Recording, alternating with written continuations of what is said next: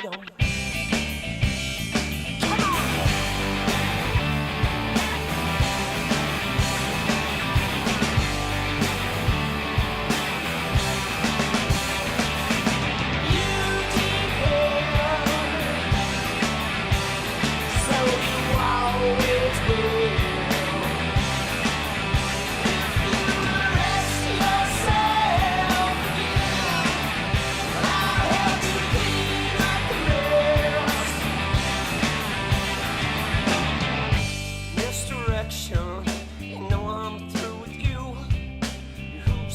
Obsessions always jumping through. I'm so tangled, I'm so worthy. I'm just lost in my reflection. Pay attention, you never will.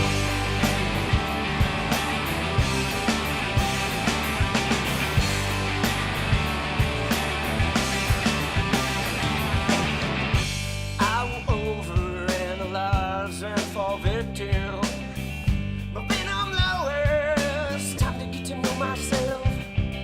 I'm still tangled, I'm not worried, 'cause I am caught up in this perfection. Pay attention, yeah, you never will. 'Cause you depend, so you always will. If you arrest yourself again, I'll help you clean up the mess. I wonder if you ever did, yeah. I wonder if you ever did like I did. I wonder if you ever did, yeah. I wonder if you ever did like I did.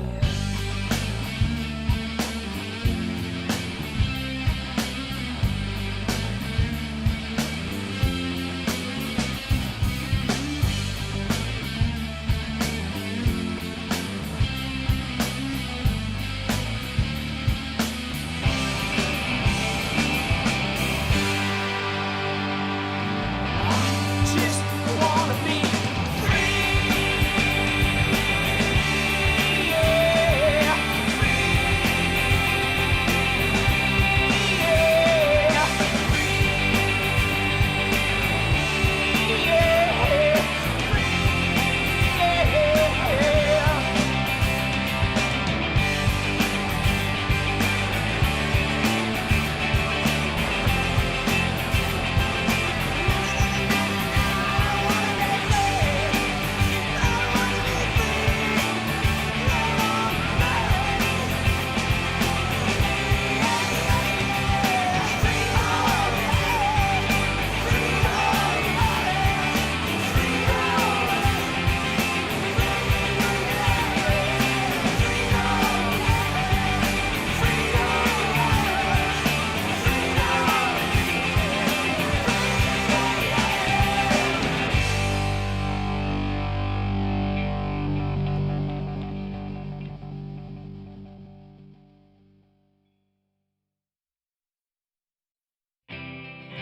Do you need anything like I need you? It's over. Do you need anything like I need you?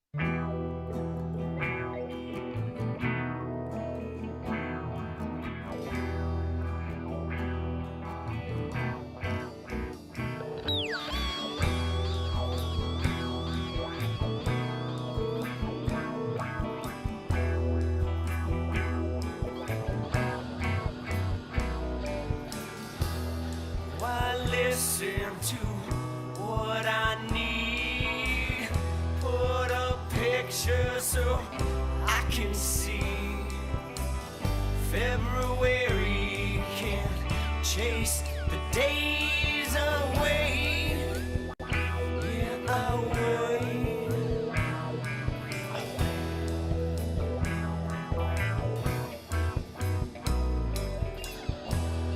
Why listen to what they say? Save yourself for another day. This one's coming, it's gone to the wind again. Yeah, again. Again.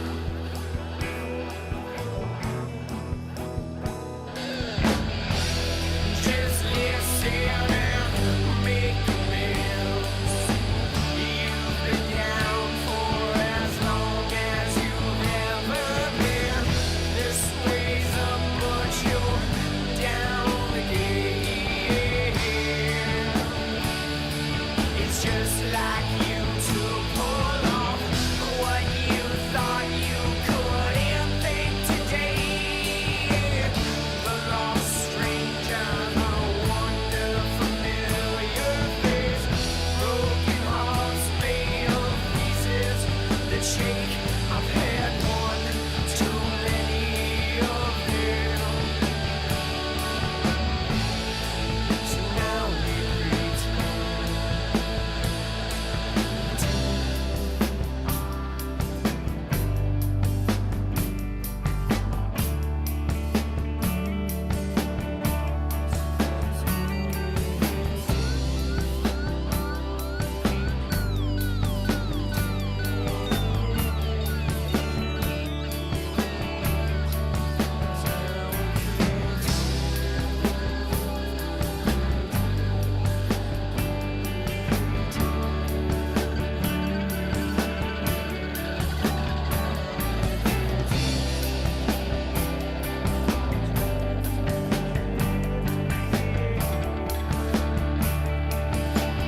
Just like snow castle, oh, we drift to the edge. Just like snow castle, oh, we drift to the edge. Just like snow castle, oh, we drift to the edge. Just like snow castle, oh, we drift to the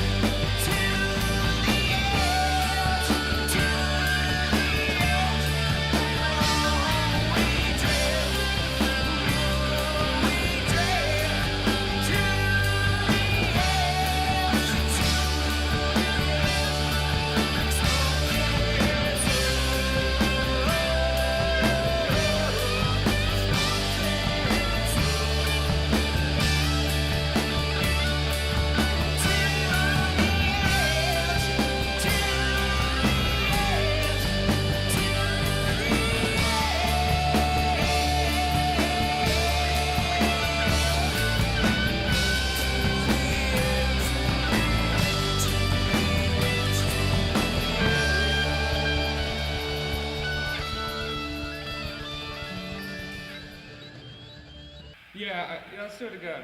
All right.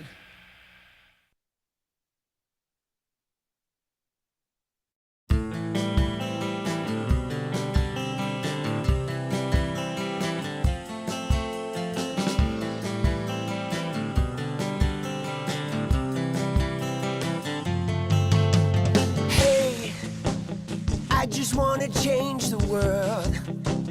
I just want the perfect girl. I don't wanna hang around, I'd rather be found. It gets better, I wonder, my pleasure together. Everyone's waiting, anticipating.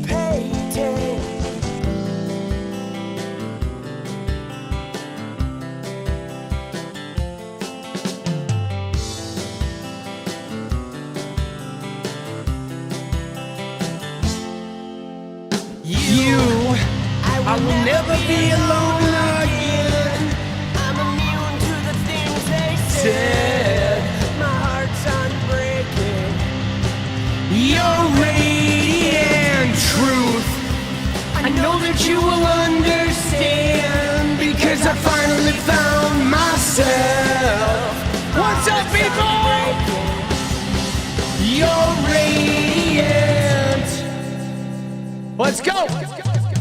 Hey, Oh, I just wanna change the world, but I'm not gonna wait my turn.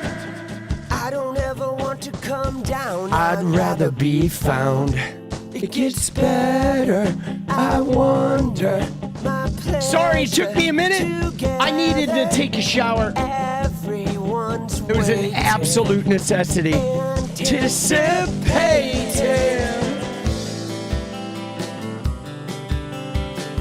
Let's go.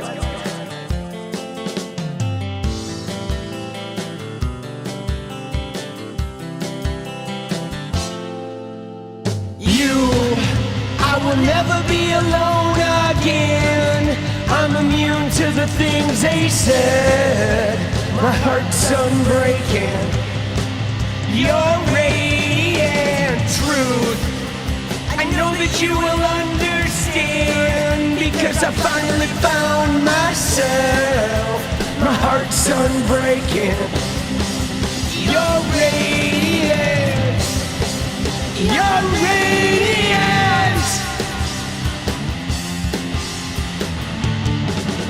radiate my world. Woo! Radiate.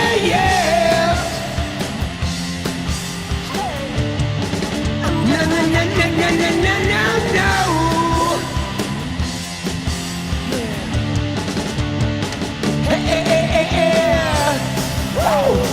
I can't pretend. No, no, no, no. I hope this never ends. It's about you. I will never be alone again. I'm immune to the things they said. My heart's unbreaking. Your radiant truth, I know that you will understand, because I finally found myself. My heart's unbreaking. You're radiant. You're radiant.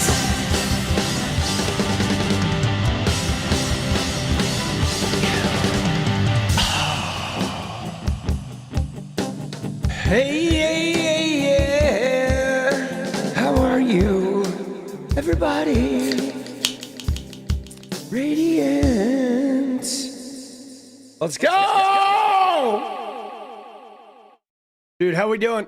All right. Now we're vibing. Now we are vibing, bro. Dude, tall chick, let's go. Let's go. Thank you, tall chick. We appreciate you. Appreciate that fucking membership. Let's go. Dude, how are we doing? Tired but empowered? Yeah, I'm a little tired too. I did not get a lot of sleep last night, but it's all good. Got a lot of fucking shit done, dude. Got a lot of shit done. Have been sort of a trying to be a powerful force in the new year of like doing as many videos as I can on the channel and putting out like short content on all my other social media too. So we're like expanding a little. A lot of news today. Yeah, I mean, dude, what do we all have as far as news today? I mean, I don't know a ton of what went on. Obviously, we're gonna look at that fucking Jake Lang shit. Dude, Cohen. Yeah, the Cohen shit was crazy. I did not see the Bills game, Elite. I just literally saw the score that Denver won, and I was like, holy hell, what the fuck, bro? That's crazy that Denver won. Dude, there's just no way. Yeah, dude, I saw that 𝗏𝗡 is cutting ties with Cohen, which I get it, because Cohen is now pulling some shit, dude, which is wild. I mean, dude, 𝗏𝗡 should have never been involved with Cohen. Let's be honest. I know they got involved with him because he was access, but still that is like, they got to be ruining themselves. I'm sure, I'm telling you right now, I guarantee you that there is somebody in fucking 𝗏𝗡touch. There are some people in there that were throwing shit at the walls. Okay? You know what I'm saying? There's some people in there that are smashing some fucking shit Trump style over like, dude, why did we fucking do this? You know what I mean? Because guys, at the end of the day, right? I don't know if you saw that 𝗙𝗪𝗏 video, but maybe we'll watch a little bit of that. But dude, Cohen was a con, okay? He was always a con. He knows exactly what was going on. And that shit he said to 𝗙𝗪𝗏, I mean, we watched the video of him and 𝗙𝗪𝗏 ages ago, where he said, oh, I never discussed Epstein at all. And then you go and you look in the Epstein files and you see that he was dangling Epstein shit like heavy duty. I mean, he's a liar. You know what I'm saying? And I mean, I guess that's difficult. Like, I get it though. I get why they worked with him, because they wanted that access. They were mining on the inside access, and he was like giving them inside access, but the problem is you just never know. You just never know like what's true with him. Okay. Because he's a con. Okay. He was a fixer. He's a con. He is a con's con who worked for an even bigger con. So right? Dude, you know what I mean? It's like the guy was always bad news from a credibility standpoint. Always. Yeah, dude, he is sleazy. But yeah, we'll check in on that later. We're gonna look at the Jake Lang thing, which I think was really ironic. The Jake Lang situation, right? Because, dude, it's so crazy because the guy went to Minneapolis to like burn a Quran, right? Because there's Muslims, Somalian Muslims live in the Minneapolis, St. Paul area. So he was literally going there to just burn their holy book. Like, what fucking losers, dude. This is what the Christians do. They're such degenerates. And boy, he did get his ass handed to him, right? He got his ass handed to him, bro. Right? Just handed to him, which you love to see. So we're going to look at some of that, right? We're going to look at the Jake Lang, and then we are going to catch up with Kyle Kulinski dropping the hammer on Michael Knowles over on Piers Morgan. Again, I don't condone violence, right? I'm not going to cry that, that Jake Lang got, if he did get roughed up, but I do not condone violence. I don't condone fucking, using violence in those situations. I mean, there's nothing wrong with mobbing them and ending their protest, but I'm not really into the violent shit. But yeah, that's all these guys do, man. And it's really interesting, right? Because, I made a post earlier today, right? And the post I made earlier today was about how like people that have Jesus or God in their bio, they can no longer tell me like anything about reality, right? They like to argue, these Christians, about like, you're not living in reality. I'm not having any more discussions with Christians about reality because like they just don't live in it anymore. And the irony, of course, is that like, dude, they're so arrogant. Like, they're so arrogant. And I mean, even earlier today, somebody was like, and I'm like, well, you don't even know if your shit is right. You know what I mean? It could be the Muslims that are actually like communing with God. Like maybe yours isn't right, Could be the Muslims, could be the Jews. Could be some other religion, and all of you guys are wrong.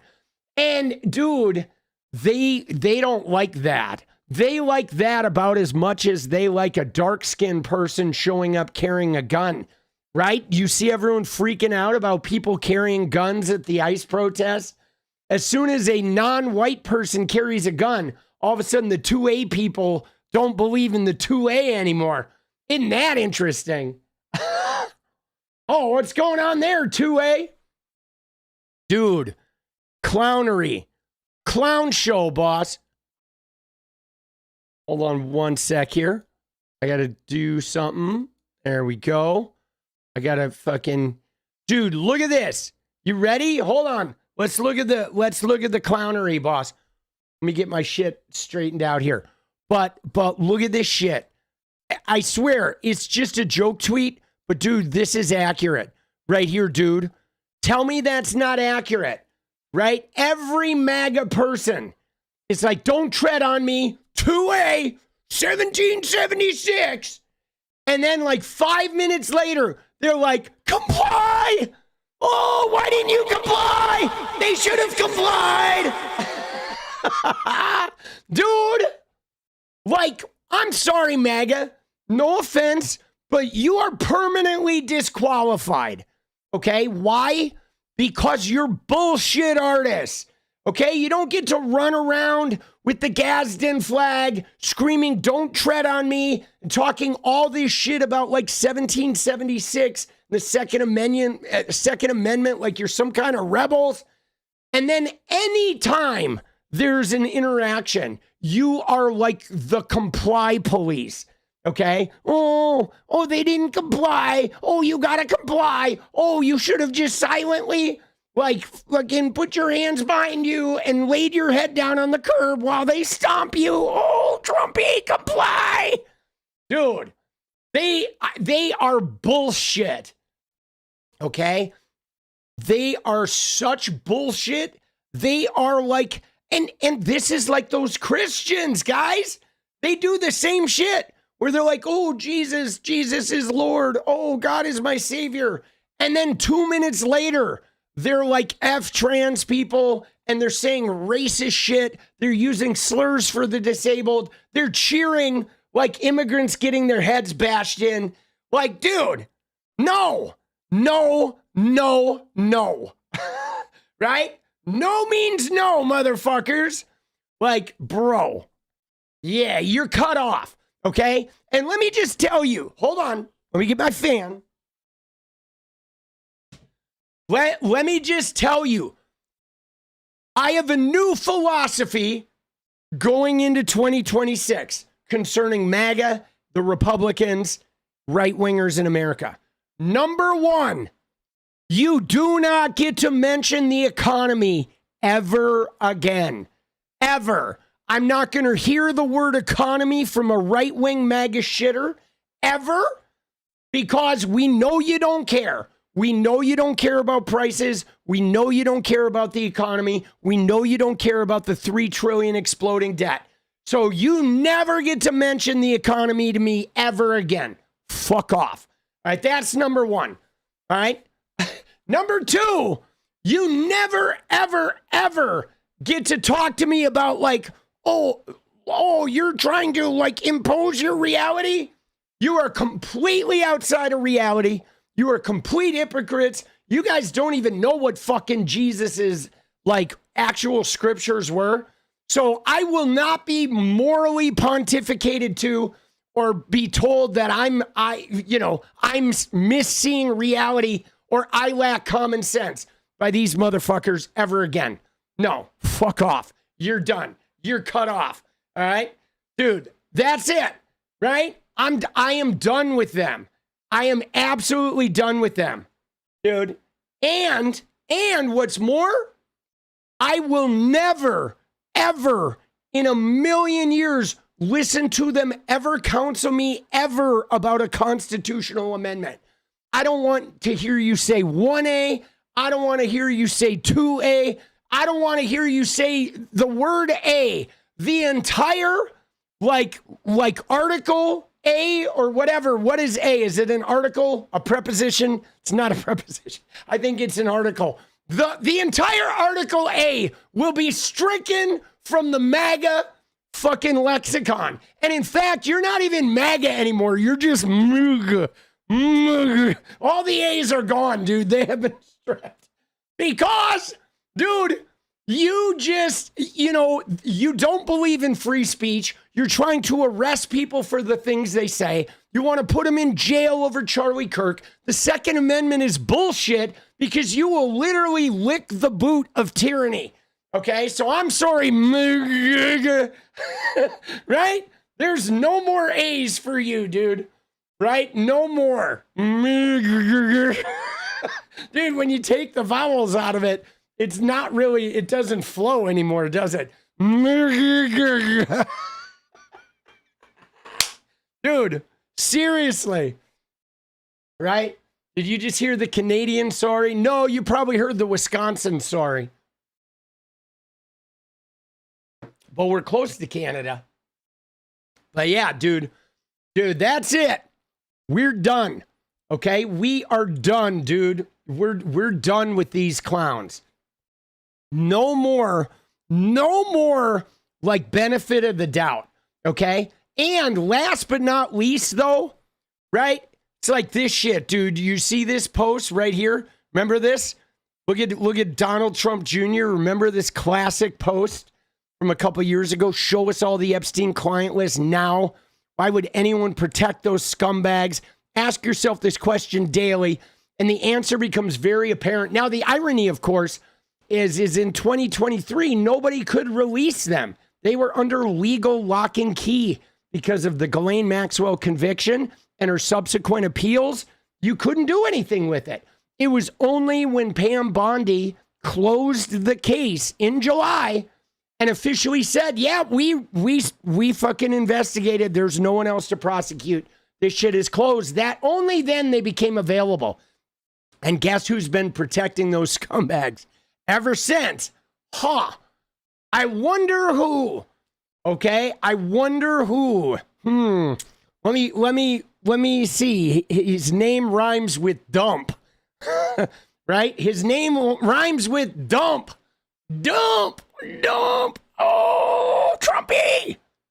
Dude, and you ready? If that weren't bad enough, dude, look at this shit, bro.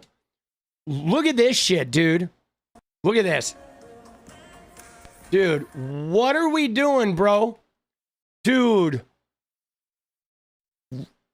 Oh my God, bro. Dude, this is her dance. Dude, she's not even moving her hips, bro. This is for a music video. They're filming this, guys. It's not just her dancing around. She's actually dancing for the camera for a music video, guys. This is her camera-ready performance. Dude, what? What are we doing? I mean, hello? Dude, her whole dance is this. Bro. It is craziness. Dude, like Botox. Dude, the other thing I'm wondering, though, is what is up with, like, the one hole in the fucking dress? Like, you see that? How there's just, like, one hole right there in the dress? Like, what is that about? I mean, I know this is cringe. Slarson! People are sending their old medals to Trump at 1600 pen. The post was shared 60,000 times. I suggest his golf clubs worldwide. Hi, everyone. Oh, my God, that's hilarious. Let's go, Slarson! Dude, what is the scoop with this, bro? You know what I mean? I will show them what a real dance party looks like. None of these fools can touch me on the dance floor. But what is that? I don't understand the purpose of the hole. Is the Eric hole, is that where they connect the colostomy bag? Or like, what is going on with this hole, dude? Easy access to colostomy? Dude, Brian, I know, great minds think alike. Dude, the colostomy in the house, boss. Jesus. What are we doing? Dude, I never thought there could be anything worse than listening to her sing. Until now, I stand corrected. Okay? I stand corrected. Now, as long as we're on creepy, weird Trump shit, dude, we have to talk about this milk ad, guys. What in the actual fuck is this ad? Bro, you ready? Okay. Dude. What in the actual fuck, dude? Watch this shit. Yeah, nice. One, two, three. Milk. Look right here. Right there. Look here. Nice. Nice. Drink whole milk.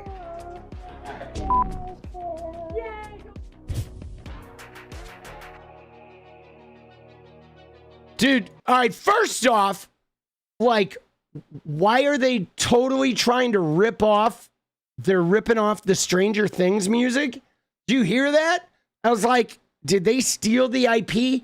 The first thing I noticed is what in the ripoff of the Stranger Things music was that? I mean, I don't think it was actually it, but it was totally a ripoff of Stranger Things. Like, they have to be like stealing IP or appearing to steal IP. But guys, look at these kids. And he's like spilling and like, what is... Oh, dude, did Jeffrey Epstein direct this fucking commercial? What the fuck? What is this, bro? Are these real human beings? Are they whole milk? I mean, dude, first off, if you want your kids to drink some milk, fine. Dude, my kid, he never drank milk growing up. We drank almond milk. We drank some soy milk. We had a lot of leafy green vegetables. He had tons of calcium. You do not have to drink whole milk. You know, in fact, I'd highly recommend not drinking whole milk. There's no need.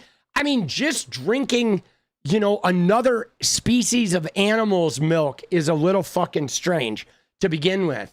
The white teeth, hole on the room, dude, yeah, under the Jeep. Dude, I don't know what this is, but these kids are like bizarre, bro. They're bizarre, dude. And like, what is this weird flash they put over there? I don't even know what this is. These weird flashes are like subliminally weird, right? If you see the little white flashes they put in there, there's like some weird, it's hard to even get it because you can't go frame by frame. But there's like these weird white flashes in there with fucking some type of hidden imagery. Drink whole milk. And somebody in the comments said, what like decade, you know what I mean? What era are these kids supposed to be from? Because they're dressed like turn of the century fucking pilgrims or some shit. What is with the pilgrim outfits? You know, I mean, they love their light leaks, but they got these kids dressed like fucking pilgrims, flowers for Algernon or something. Dude, I mean, it's not just me, right?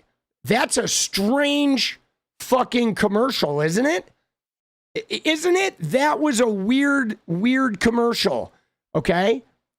Dude, Sound of Music. Yeah, no, there is definitely some Sound of Music vibe to it.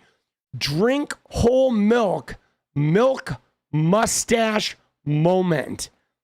Bro, nobody, this one right here though, is where like, and guys, I don't want to be insensitive here.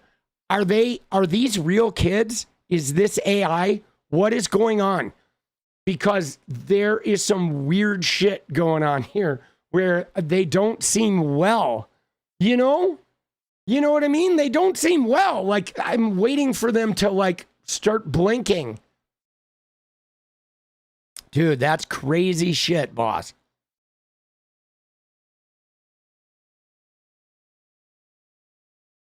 Dude.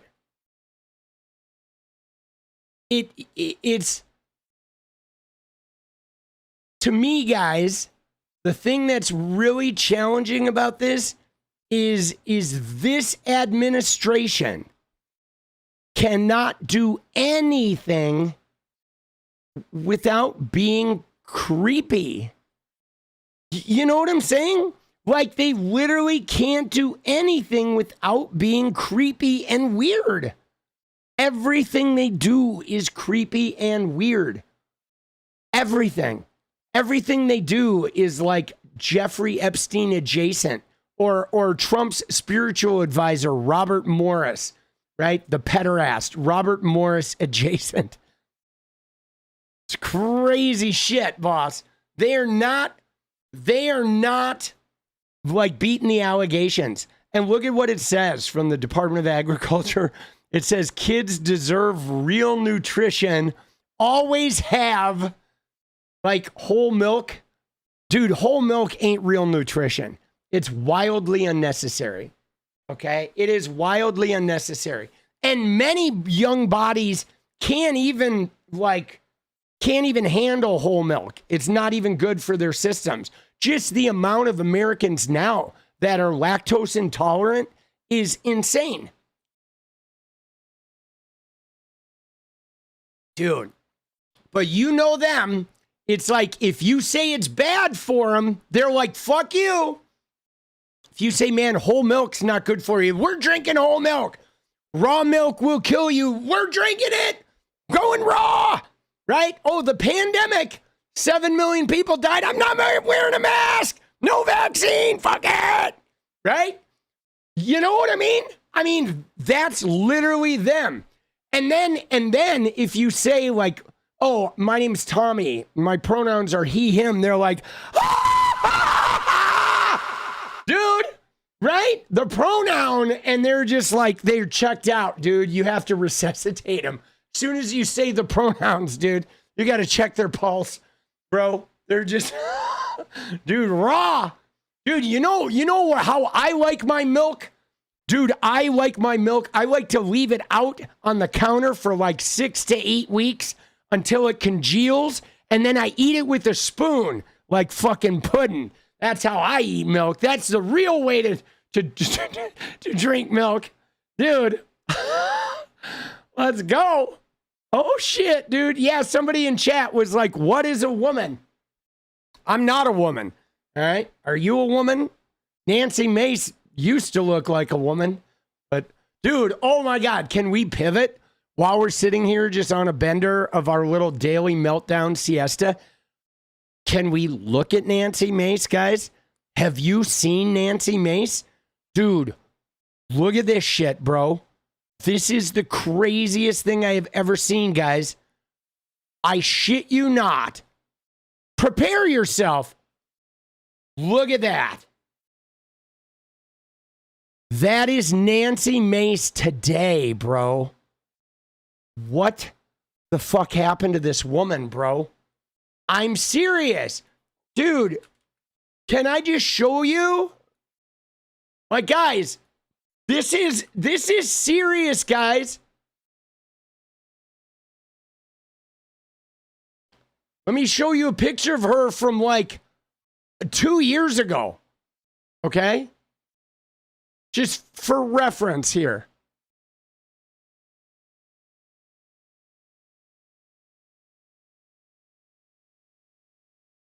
I'm wearing the scarlet letter after the week Guys, that I just had. Look at this. This was 2 years ago, guys.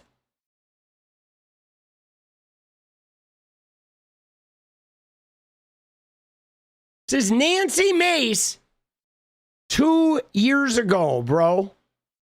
Okay?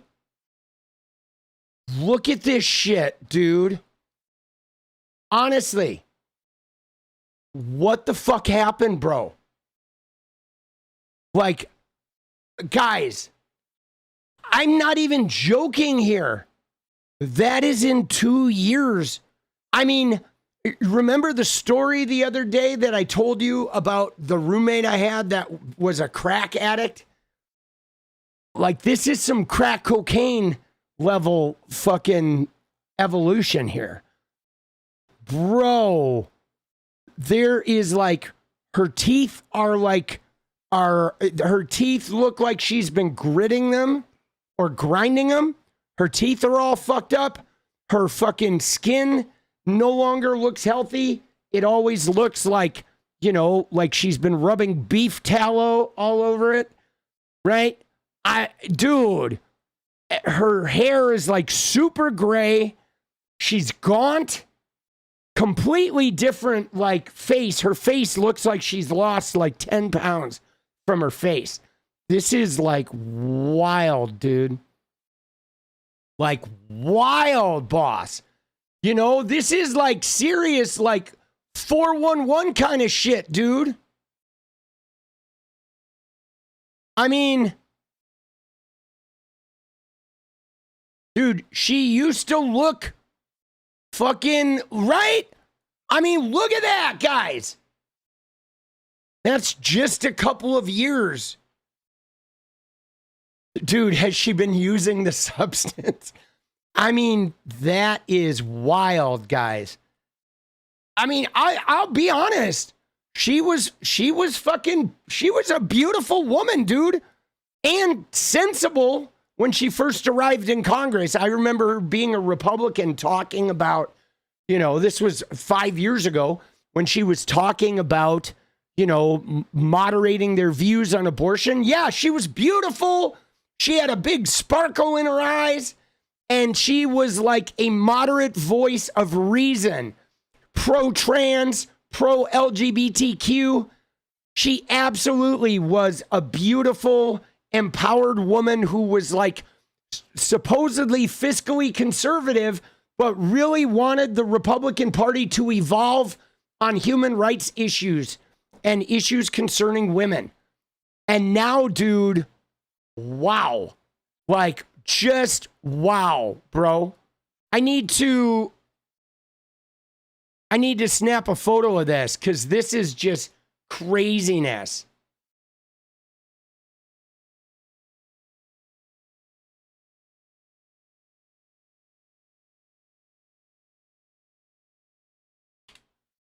Dude, isn't that nuts? That is startling, guys. Unfucking real, bro. Unfucking believable. Again, guys, all I can say is I've not seen anybody age that rapidly that wasn't involved in something heavy duty like the crack cocaine or methamphetamine or something hardcore. I know people have talked about her using Ozempic. I don't know if it's trauma aging, you know, because she's been, you know, I don't know, I guess talking a lot about an essay and going through a relationship breakup and, you know, constantly harassing trans people, which seems like it's kicking up some sort of unresolved trauma for her. But this is rough, boss. That is some rough stuff, guys. Dude, she needs something. Somebody needs to do a like some type of, you know, intervention. Hold on, I want to tweet that real quick. Let me take a moment here to do a tweet.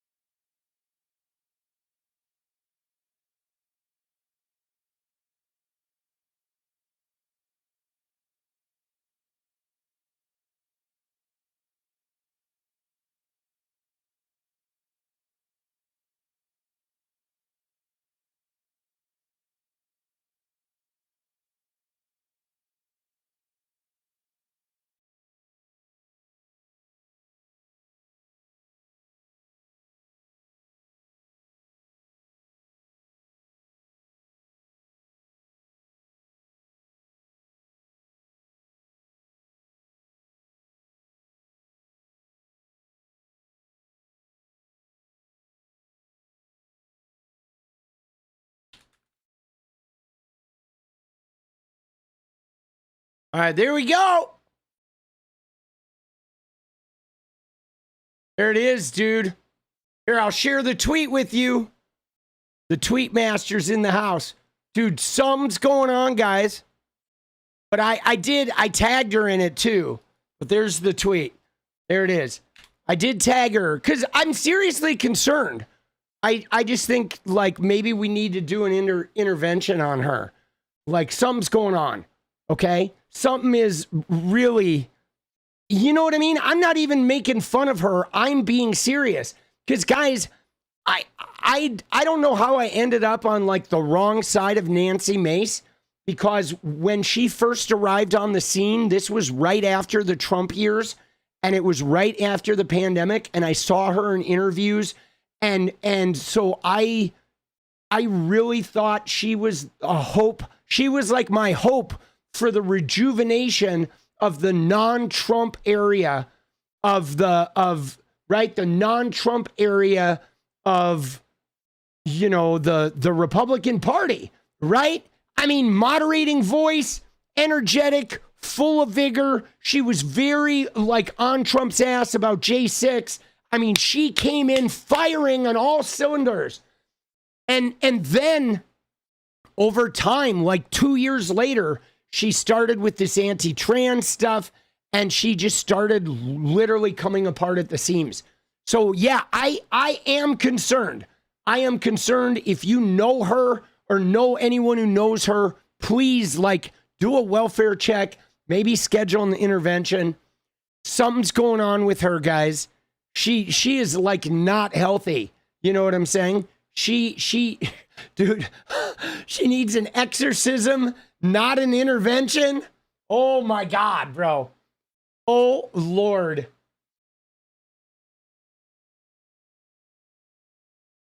You may be right. Dance party goal. All right. Dude, we'll get it. We'll get a dance party goal going. Let's go. Let's hook it up. Dude, we got to show Laura Trump how to dance.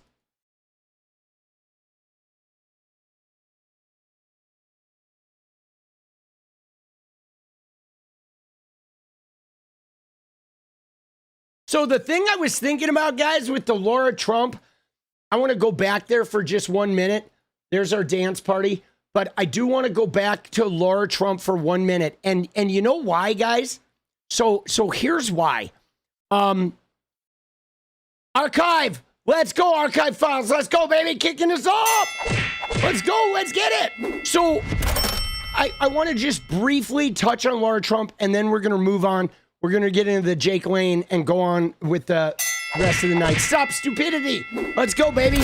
But so the reason why I want to mention the Laura Trump thing one more time is because I don't know if you've noticed this, but there is you'll see it on TikTok sometimes. Okay, now the thing about Laura Trump here is she's not putting in any effort. It's very, like, low effort, low energy. She's not really moving her hips. She's doing the least amount of movement possible with her moves. And now one of the things I notice is TikTok.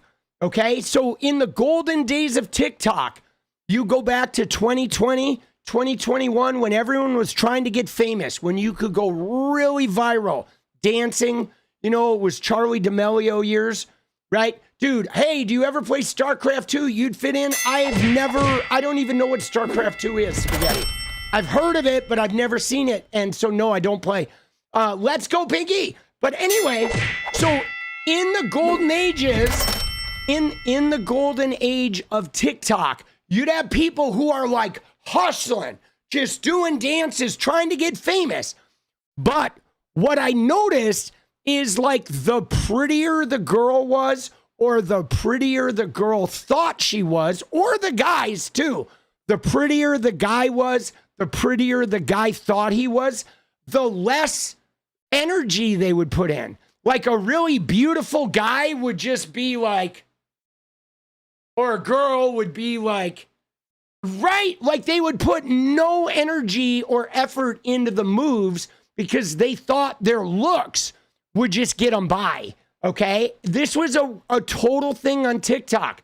the prettier the man or woman doing the dance, the less energy they would just do. Like they would go like, right? And the people who were not pretty or didn't think they were pretty are out there just fucking doing the moves, right? And the people with the pretty privilege would hardly move at all.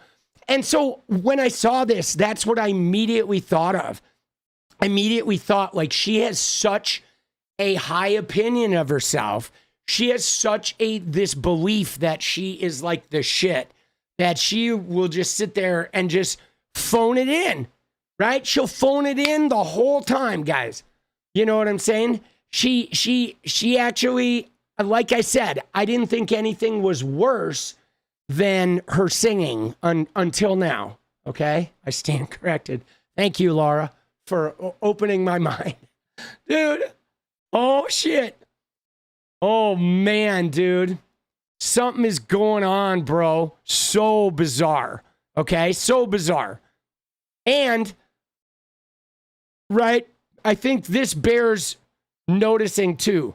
Tommy, your show is #1. So glad to be a member. Let's go. Let's go, Beard. Thank you. Did I miss one? Dude, Aerith grows flowers. Let's go, Aerith. Thank you so much. Cool. Let's go. We love to see it, Aerith. Thank you.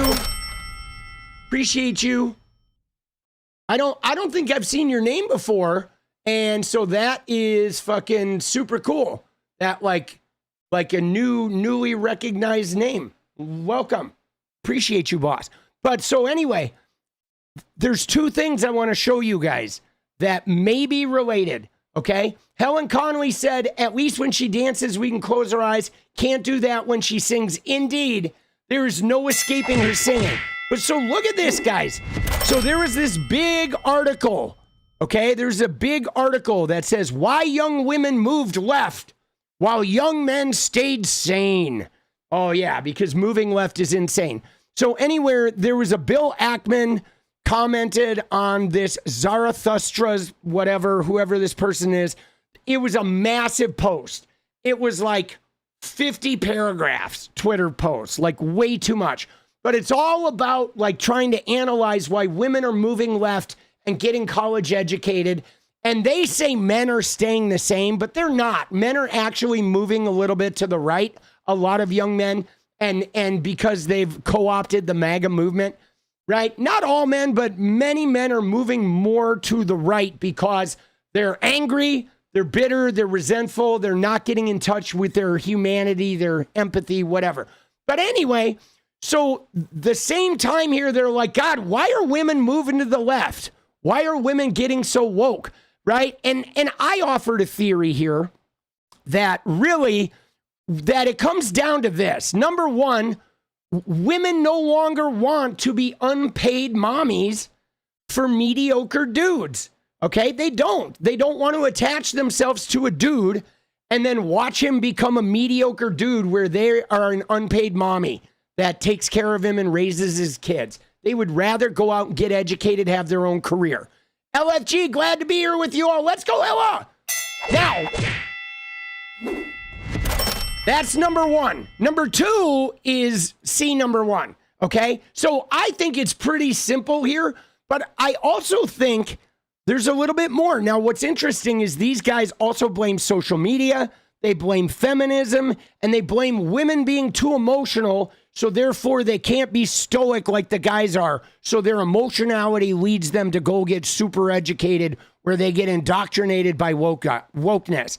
Now, I said men are really going to end up dating AI chatbots at this rate. But I did say another thing down here, okay? Because what I believe is happening is I believe that a lot of young men they're refusing to evolve, okay? Because manhood's evolving. It's evolving from being a stoic, silent, emotionally dysregulated, tough guy to men having a full range of emotions and being able to be emotionally vulnerable, men being able to be nurturing, men being able to be soft and gentle and not have it be a loss of manhood. Okay. And so the thing about it is I think the MAGA men really are refusing to evolve. Yeah, dude, men are incredibly emotional, but men are refusing to evolve. And you know why they're refusing to evolve, guys?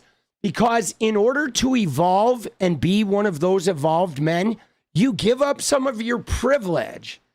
You do. You have to give up some of your privilege.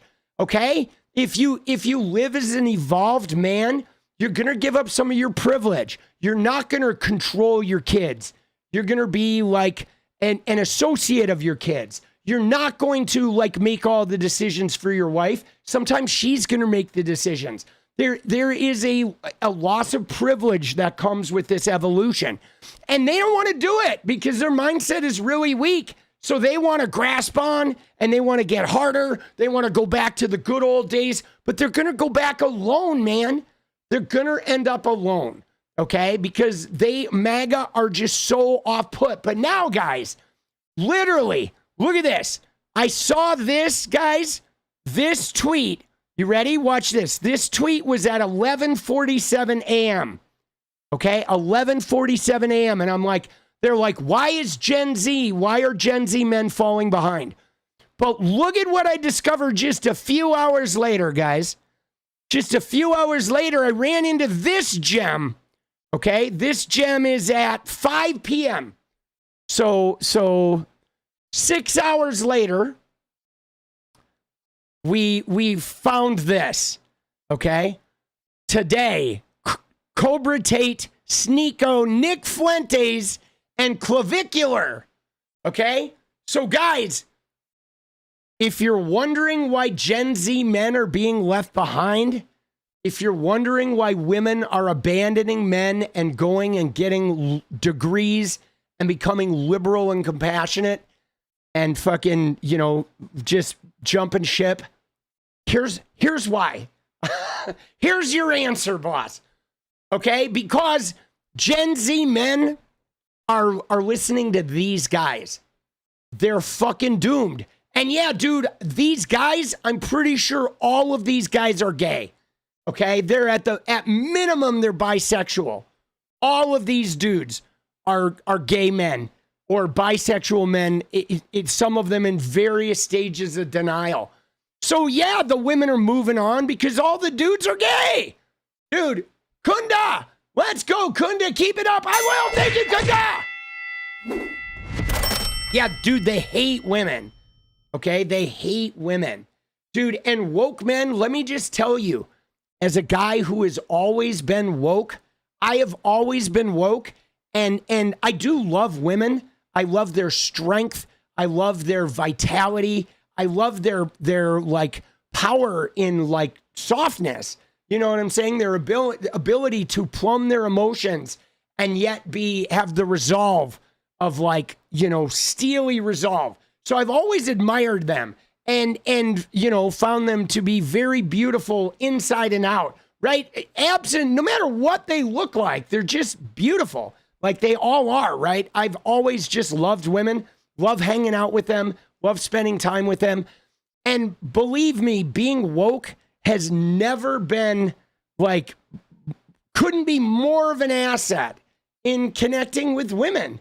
You know what I'm saying? The woker you are, the better you can connect and relate to women. It's profoundly amazing. All right. But this, guys, holy shit. Dude, what a fucking, like, I mean, I just can't even. It's easier to be kind than hateful and far less stressful. Indeed, it is. Stop stupidity. Let's go. But guys, when I look at this, I want to make sure I didn't miss anyone. Nope, that was Kunda. All right, perfect. When I look at this, I am baffled because I am trying to figure, like, how are young guys, like, into these dudes? You know what I mean? Like I could maybe understand young guys looking at the clavicular guy and he's got, like, a well-proportioned face. He's got some nice hair. He looks, you know, he's pretty good looking.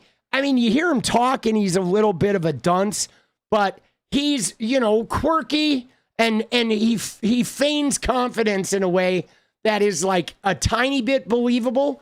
But like, dude, these guys, like Nick Fuentes is like, bro, his mother is like laying out his knickers in the morning. You know what I'm saying? Like, come on, dude. Who the fuck is listening to this guy? Who looks at this guy and thinks, wow, there's my leader? Or 𝗙ecie𝗶𝗹𝗪? Dude, 𝗙ecie𝗶𝗹𝗪 looks like he literally just got out of the county jail, boss. Right? He got out of the county jail for like stealing purses from grandmas, you know? And Andrew Tate is like impossible to take serious, right? He's a guy with a bald head who you can tell was so fearful of losing his hair that he had to create an entire identity around his bald head in order to be able to face himself in the mirror every morning. Like, dude, I mean, really, dude?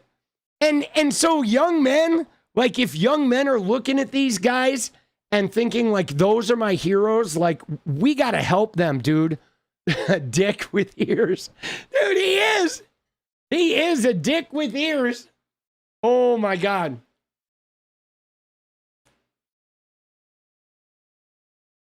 Dude, Nick's mom is also his brother. Super chat. Dude, let's go. Dude, Dark Angel, let's go membership. Dude, James, our privileges never belonged to us. We stole them. Ah, that's true, James. You're not wrong, boss. Oh, shit, dude. Dude, isn't that wild? This is just, it like, guys, it makes me a little sad, dude. Stop stupidity. Let's go. Man, because remember, I mean, this guy wasn't around.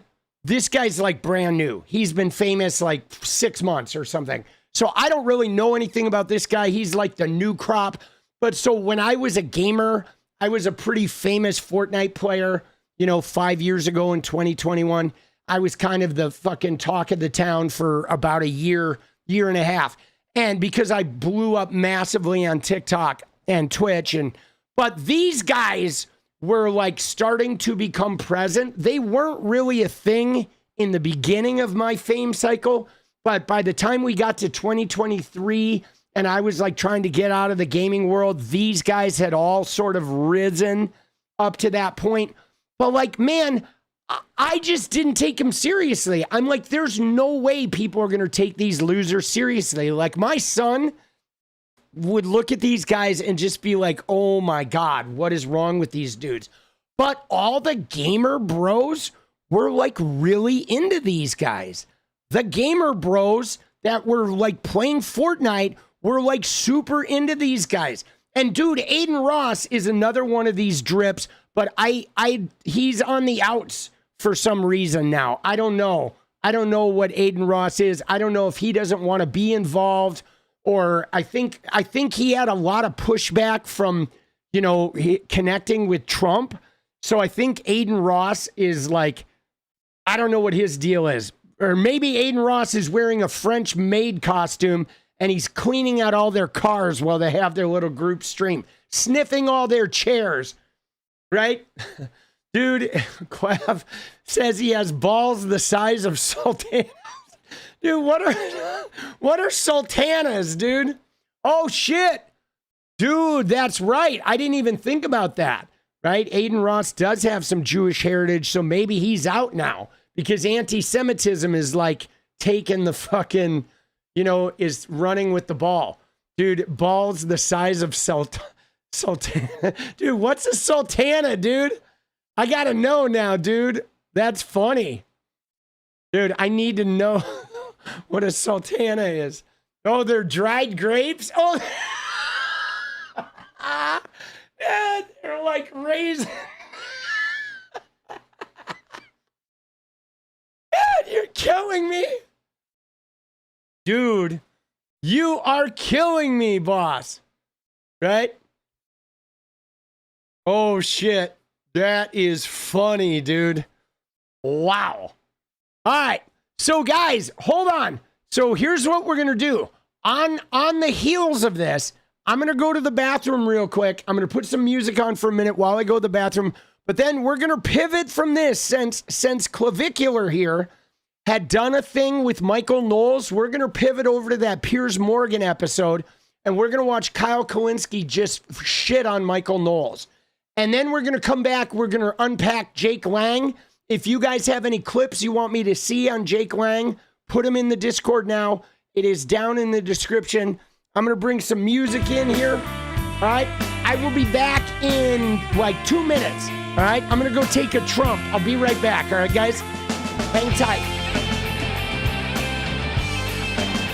Drop off some Andrew Tate's. Oh. The VIP.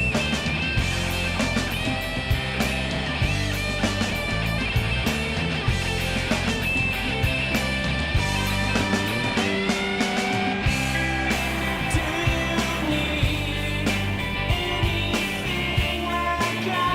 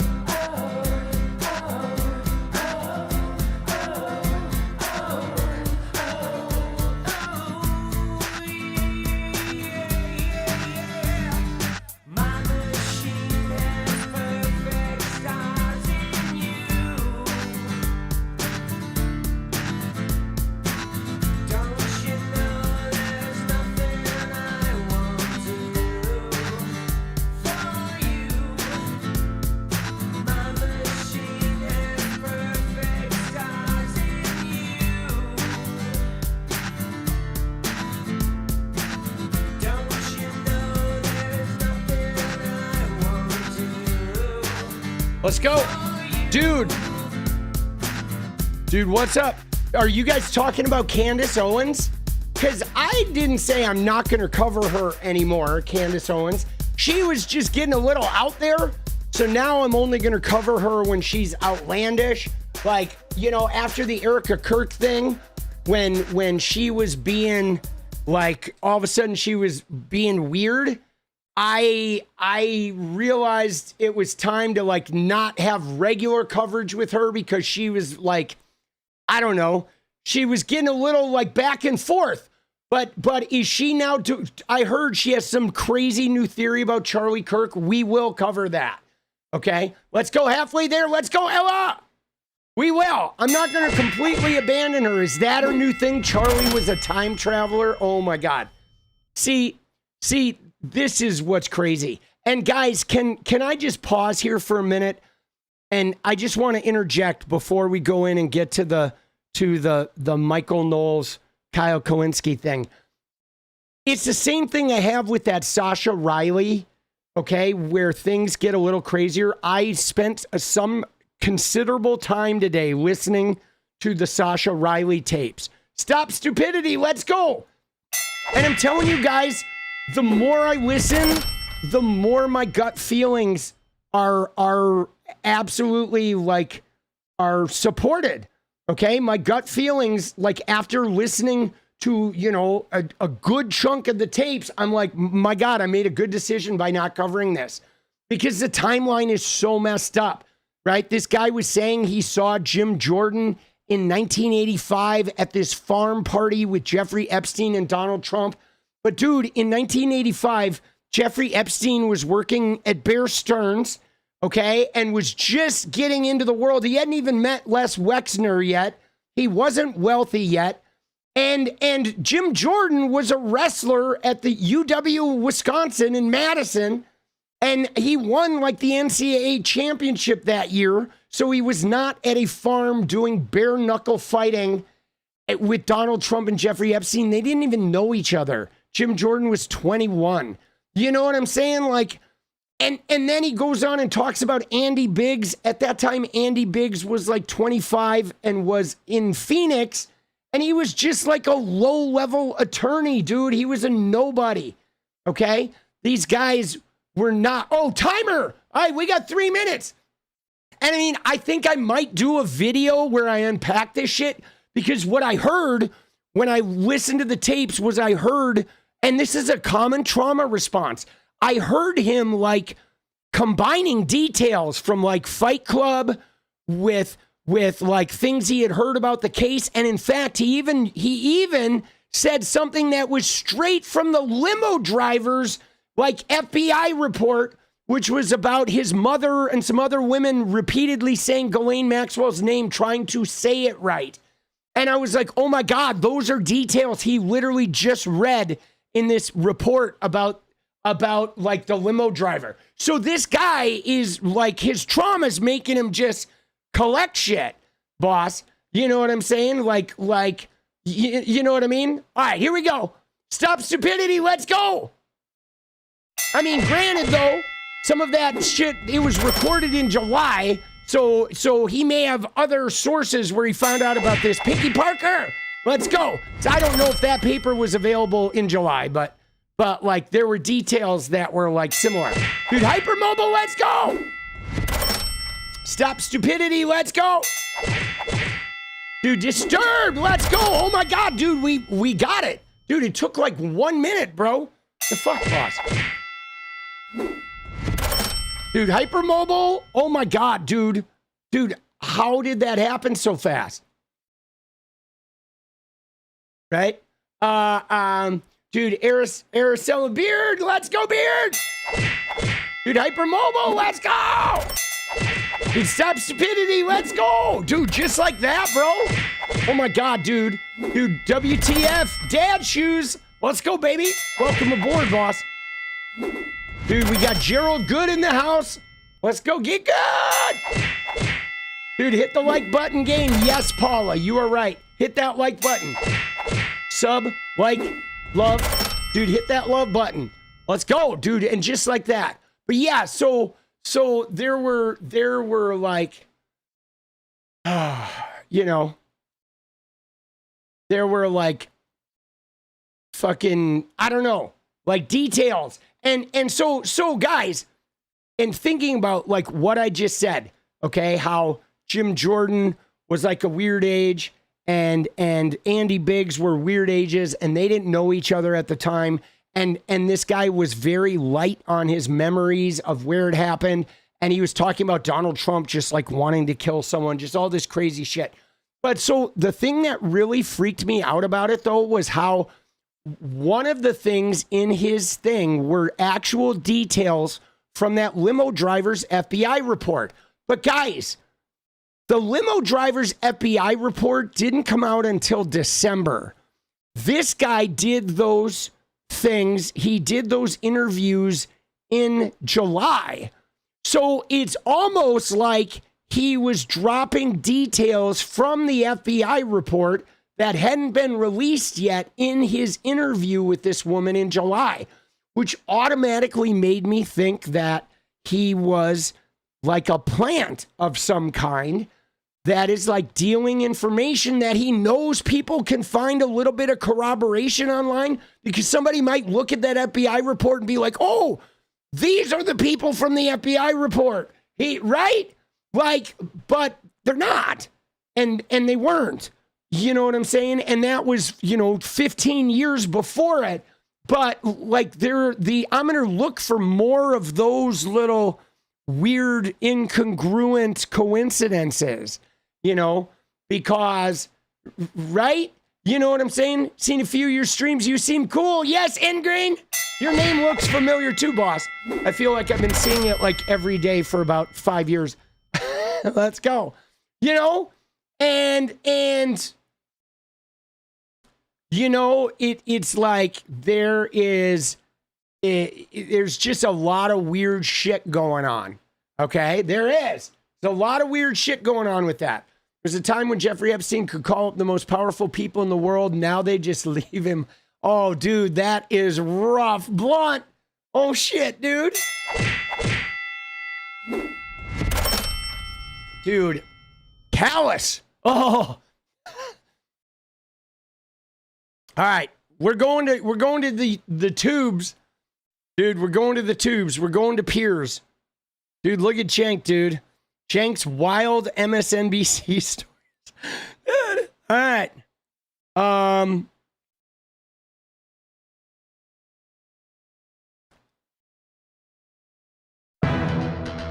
All right, where is it?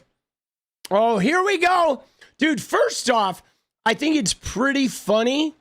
Okay, I think it's pretty funny that Kyle Kulinski is wearing the sunglasses. Okay, dude? Like, the sunglasses are a fucking nice touch, dude. Dude! What is he doing, bro? Is he smoking some Chief before the debate? Or is he wearing them just to fucking punk? Dude, it is like Kyle Kulinski Tate. Cobra Kulinski, dude.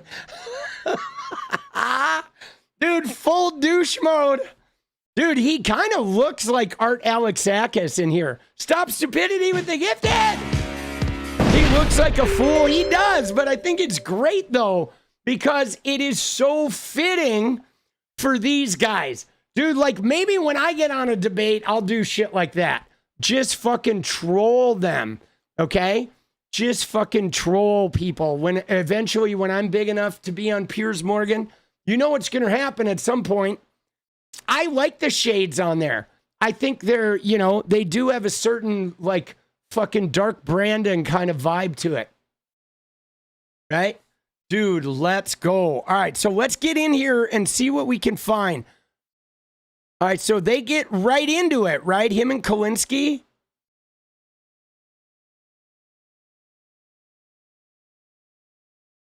Dude, do they get in the beginning? Do we have timestamps here of when the good shit happens?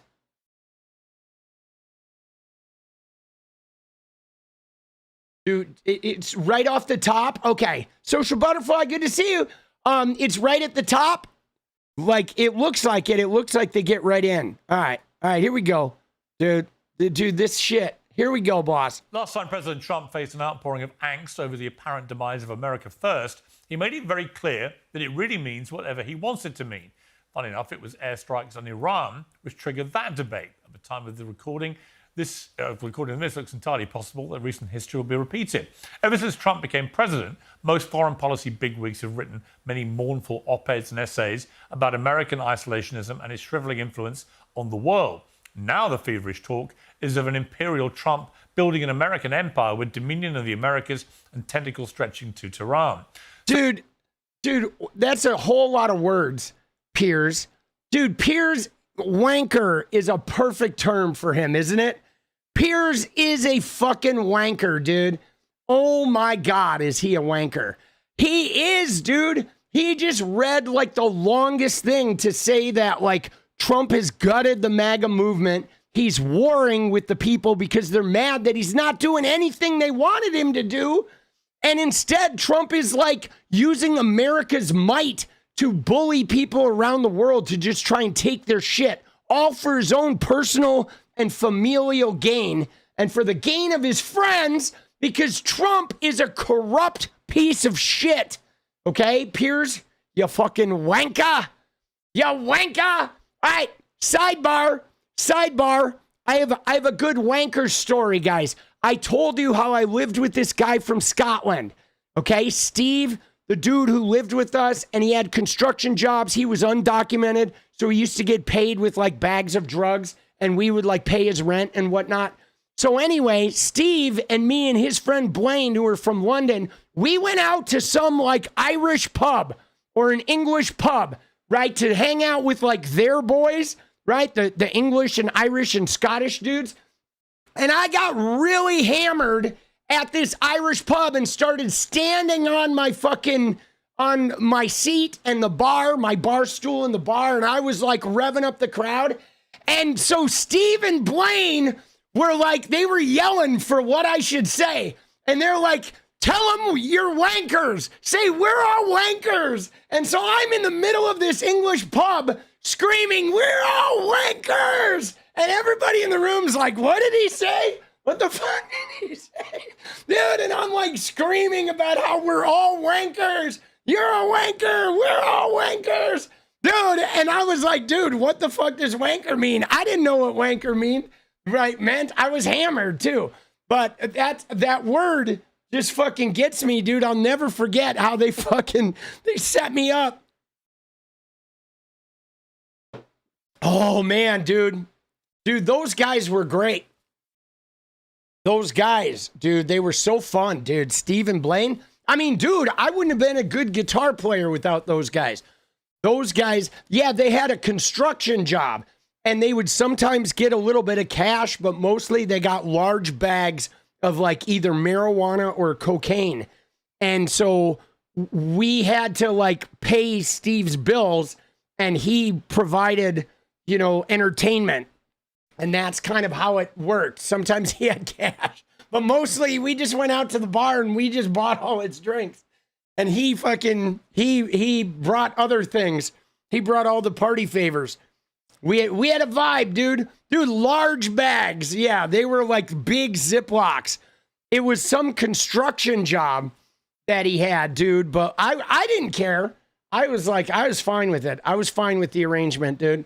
I had no problem. I had no problem coming up with cash, dude. If you needed to, you know, when you have large bags of anything, you can always find a way to, you know, drum up some money. You know what I'm saying? It's like, I mean, anything is possible, guys. You just gotta believe. That's all. You just gotta believe. You just gotta have faith. Gotta have faith. Oh shit, dude. We're all wankers.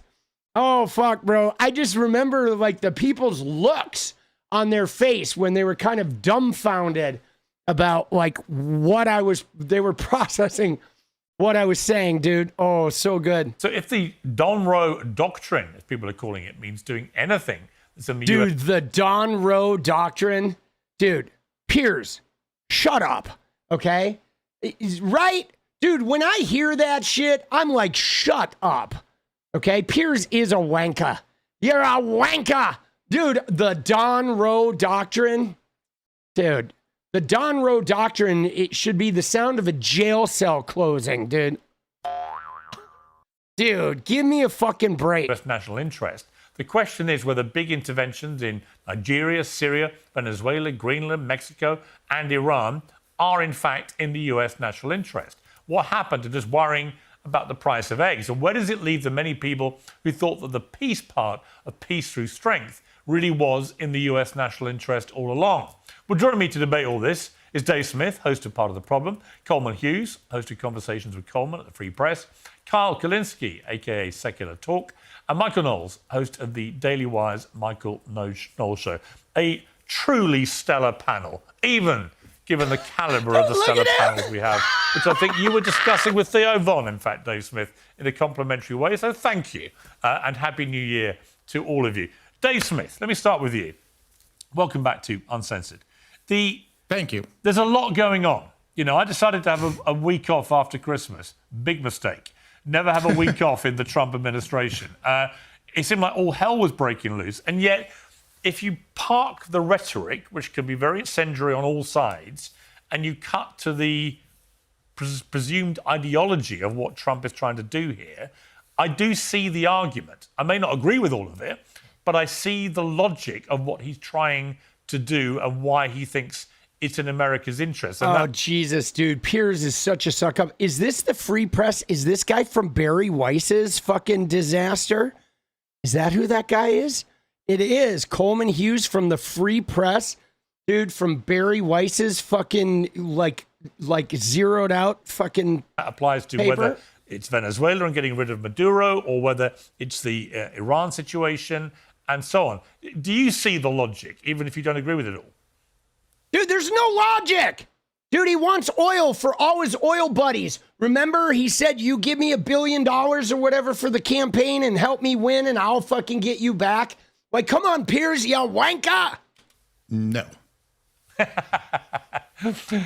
Okay. I mean, Piers, it's, as you said, you know, Donald Trump can say America first means whatever I say it means, but if America first meant one thing to everybody who's ever uttered the phrase, and then he wants to change that to mean America first means regime changes all around the world, huge, enormous, unthinkable bloated defense budgets like he just requested from Congress. And if he's going to think that none of his supporters are going to have a problem with that, or that they're all just going to change their views because he decided to change his, I think he's going to find out how well that works for him in the midterms this year. And I think it's going to be a disaster. And, you know, obviously... Dude, not very, right? Not very supportive off the bat here. Holy shit, dude. Dude, can you hear the venom? Do you hear the venom? This is one of the things, guys, that I think I've noticed more than anything is it is almost like the right wingers are like, they are so fucking pissed, but they can't really directly attack Trump because they've made this like social compact to fucking treat him like Jesus. So they're like, now they're attacking us. They're demanding people get arrested. But when you hear them talk, you can see that they are just livid.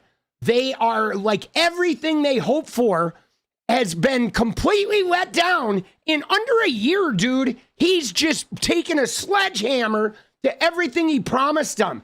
And they fucking can't do anything about it. They have to just sit there and just get their asses whipped with the fucking leather belt by like an 80-year-old man. And you know what? It couldn't happen to better fucking people. Like, good. I hope it stings. I hope you get filled with so much animosity that it ages you like 100 years. You know what I'm saying? You know, they're just so like, yeah, broken egos, great way of putting it. Because guys, he has literally gone against every single thing he said. He made them all look like assholes. Okay? He made all of the left-wing people look like we called it. Like, told you so, told you so, told you so, told you so. Dude, Oh shit. It's true, Piers, as you said, and It we is all know glorious. Donald Trump will say all types of crazy things and then never follow through with that. But he also just asked Congress for a $1.5 trillion defense budget. And that, to me, does indicate that he is anticipating a real deal war coming up, or at least the possibility of it. And if he means the things that he says, I mean, I don't exactly know how you do that. I don't know how you say we run Venezuela and we'll dictate who the next regime is and we'll dictate where the oil goes without at least an effort of like 100,000 troops. I'm not even sure that would be enough to do it. So it's unclear what exactly the next move is going to be, and that's really when we'll find out what he's going to do. But no, Piers, the idea that we're 38 or maybe 39 by the end of the show trillion dollars in debt right now, we have major problems. Dude, by the way, $3 trillion in 1 year, guys. Okay, Donald Trump added $8 trillion in 4 years the first time around, which was a record setting. Okay, he's up to nearly $3 trillion added to the national debt in it's not even been a year. We're 3 days away from a year, and it's almost $3 trillion in his first year, guys. And it's only going to get worse. I mean, he's literally going to bankrupt the whole goddamn country, boss. In this country. And we have a hot war raging on in Europe, which is a proxy war between the entire West and the biggest nuclear armed power in the history of the world. The idea that we would go flirting with multiple wars of choice at this point, it's not left wing or right wing. It's just reckless. Yeah. There's no wisdom in it. It's fucking Michael stupid. Knowles, I guess the argument against what Trump is doing is that many people... Oh, this should be interesting because Michael Knowles, I really, of all the people on the panel, this is the guy who will fillet Trump the most, right? Look at him. Dude, look at him, dude. He looks like, dude, I don't even know what he looks like. He looks like an emaciated preacher, dude, that you want to keep with it like 300 yards from all grade schools. Dude, what the fuck? People who voted for Trump bought into the concept that what America first was take care of what's happening in your own backyard and stop meddling in foreign affairs. And now they're waking up almost on a daily basis to seeing Donald Trump proudly and aggressively talking about meddling in all sorts of foreign affairs. Is there a contradiction or hypocrisy or even a betrayal of voters going on here? Not at all. First of all, Venezuela is in our own backyard, and it's been the policy of the United States in 1803 Not at to all. manage the Western Hemisphere. So that that's a cornerstone of American foreign policy. What an I think idiot. it is charming that Jesus. Dave is defining America first in the way that he prefers, and I think there are plenty of people who wish to do that. But Dave, though a very popular podcaster, never won a presidential election, and Trump has been clear on what he means by America first, the political movement that he built, that people voted for in his coalition since the beginning. Dude, what the fuck, bro? Like, all of the people in his coalition that he built are like all extremely disappointed there, bootlicker. President Trump campaigned the first time around on destroying ISIS. So obviously that does not mean that America's only going to look inward. President Trump has carried out attacks, military operations that were extremely successful in Iran, in Syria, in Afghanistan, obviously in Venezuela. In He's Iran? been talking about taking Greenland and even invading America's evil top hat, Canada, though I think he's mostly joking about that one, since the beginning. So that's what that means. And what it comes down to is that America is... He literally said he's even thinking about invading America's evil top hat, Canada. Like, dude, how much money are they paying this guy to just prostrate himself in front of the entire fucking world, bro? Like, seriously, like who... It is literally like somebody handed him a bowl of Donald Trump's feces and he's just munching it down. It's like on his gum line and shit. And he's like, nah, man, this is good. Dude, what are we watching? He's like putting his hand in a box of glass for Trumpy. Oh, thank you, Michael Knowles. Thank you for eating it up. Oh, Jesus. Greenland and even invading America's evil top hat, Canada, though I think he's mostly joking about that one, since the beginning. So that's what that means. And what it comes down to is that America is a global empire. We just are. People can be upset about that, but unless your geopolitics comes strictly from Reddit, if your geopolitics actually comes from history, you recognize that we've been an empire since the Louisiana Purchase, okay? And we've been a muscular global empire since the Second World War. So President... And they also, all the soft power we had with like USAID and other things, they got rid of, by the way, guys. So they reduced American power around the globe extensively by getting rid of all the soft power, and they have replaced it with acts of reckless aggression, okay? Reckless aggression that is alienating all our enemies, and it's not even like we're stopping, Putin or any of these fucking dictatorial people. Like it is literally done nothing but make us weaker and more vulnerable, okay? And yeah, we're spending a ton of fucking money, okay? That soft power was way cheaper, all right? He's like muscular, dude. Dude, all of these guys are like thinking about their grinder profiles like 24/7, boss. President Trump's vision, I think, actually rejects two extremes. It rejects a conservative isolationism, and it rejects a liberal internationalism, and it posits a conservative imperialism that says that we are going to recognize our role in the world, but we are going to pursue that role in limited ways. A conservative imperialism. With America's interest at heart. So there's been no regime change in Venezuela. We're talking about regime change in Venezuela. The regime is still in place. What we did was depose the leader. We left the vice president in place, and we said, act in a way that is appropriate in accordance with the law and our interests, or we're going to kill you. That's very different than a Bushy-era neocon regime change in Iraq. Even when we're talking about Iran, the Trump administration has not gone in a particularly overt way yet. But even there, we would be talking about a restoration of the Pahlavi regime, most likely, that goes back to 1925. So I grant there are all sorts of risks to interventions. But we're the this guy is a fucking dunce, bro. Like, you know what I mean? I mean, he's like packing a lot of words in there, but he is a fucking dunce. Like, honestly, dude. Global empire, and frankly, even the American Revolution comes out of wars of global empire. It comes out of the 7 Years' War, which itself was a derivation of the War of Austrian Succession. To pretend that we don't have a role in geopolitics is to ignore all of American history. Okay. Dude, he had like a rehearsed speech. That was a rehearsed speech, guys, where he goes back and starts mentioning like those old wars.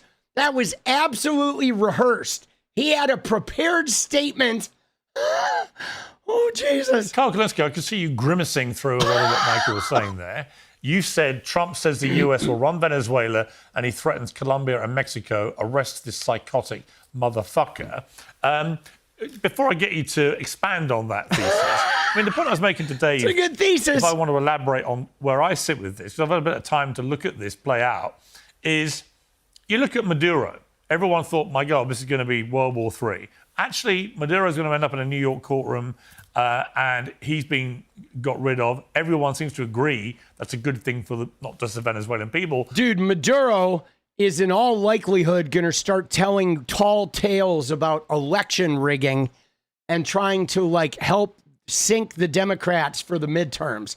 I'm telling you, I don't think Maduro, I think Maduro's going to end up back in Venezuela after he like creates a few election rigging stories for the fucking right-wing media. But the world, no American troops died in what was an incredibly efficient surgical military strike to get him out of there. And if you have a more compliant leader of Venezuela, albeit part of the same regime, that can probably only be a good thing. If you look at the argument about Greenland, for example, I've been struck by some of the people that I didn't expect to think this was a good idea. Dude, I just thought of something. What if, you ready for this? I know this is going to sound crazy. I know Maduro is going to claim presidential immunity, and it should work. I mean, right?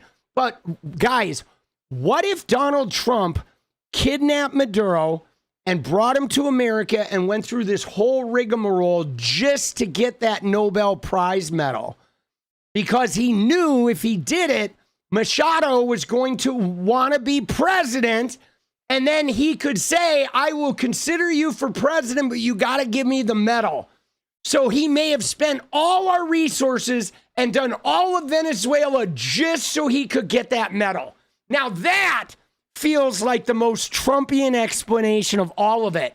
Then Maduro will claim presidential immunity and he'll be back in power. But Trump has the fucking walks away with the medal, dude. Dude, that's literally how his fucking brain works, boss. You know, I could totally see it. There was a British general last week talking about this, saying that from a strategic security point of view, it would make perfect sense for America to have Greenland. And is there a deal to be done? He didn't think invading it was the right thing, and nor do I. But is there a deal to be done with 60,000 people who live in Greenland that could actually improve the security of the United States and the West against the obvious threat from China and Russia and so on? And I can go through the others. Iran, you know, getting rid of the Ayatollah and the... Dude, we're not under threat, dude. What are they talking about? I mean, we we are now because of Trump. For the world. It's how you do these things and whether you plan and prepare properly for what follows next that I think are the debatable points. And history says that's normally, unfortunately, been very badly done. See, that's what's bullshit, because we're friends with Denmark. We're friends with Europe. We could have as many troops on Greenland as we want. We could use Greenland to secure our national security as much as we want. The Danish people would give us all the leeway, dude. They would not have a problem with that at all, okay? The reality is they want fucking minerals. They want to loot the goddamn land for Elon and all of these fucking chodes, man. You know what I'm saying? Like, this is bullshit. You know, this idea that, ooh, we got to have it. They're just fucking liars, man. This is what I meant when I said to Dave that I understand the argument. I may not agree with all of it, but I do understand the logic to what Trump is doing here. Let's go. Get him. No, because we don't have a right to act like this around the world.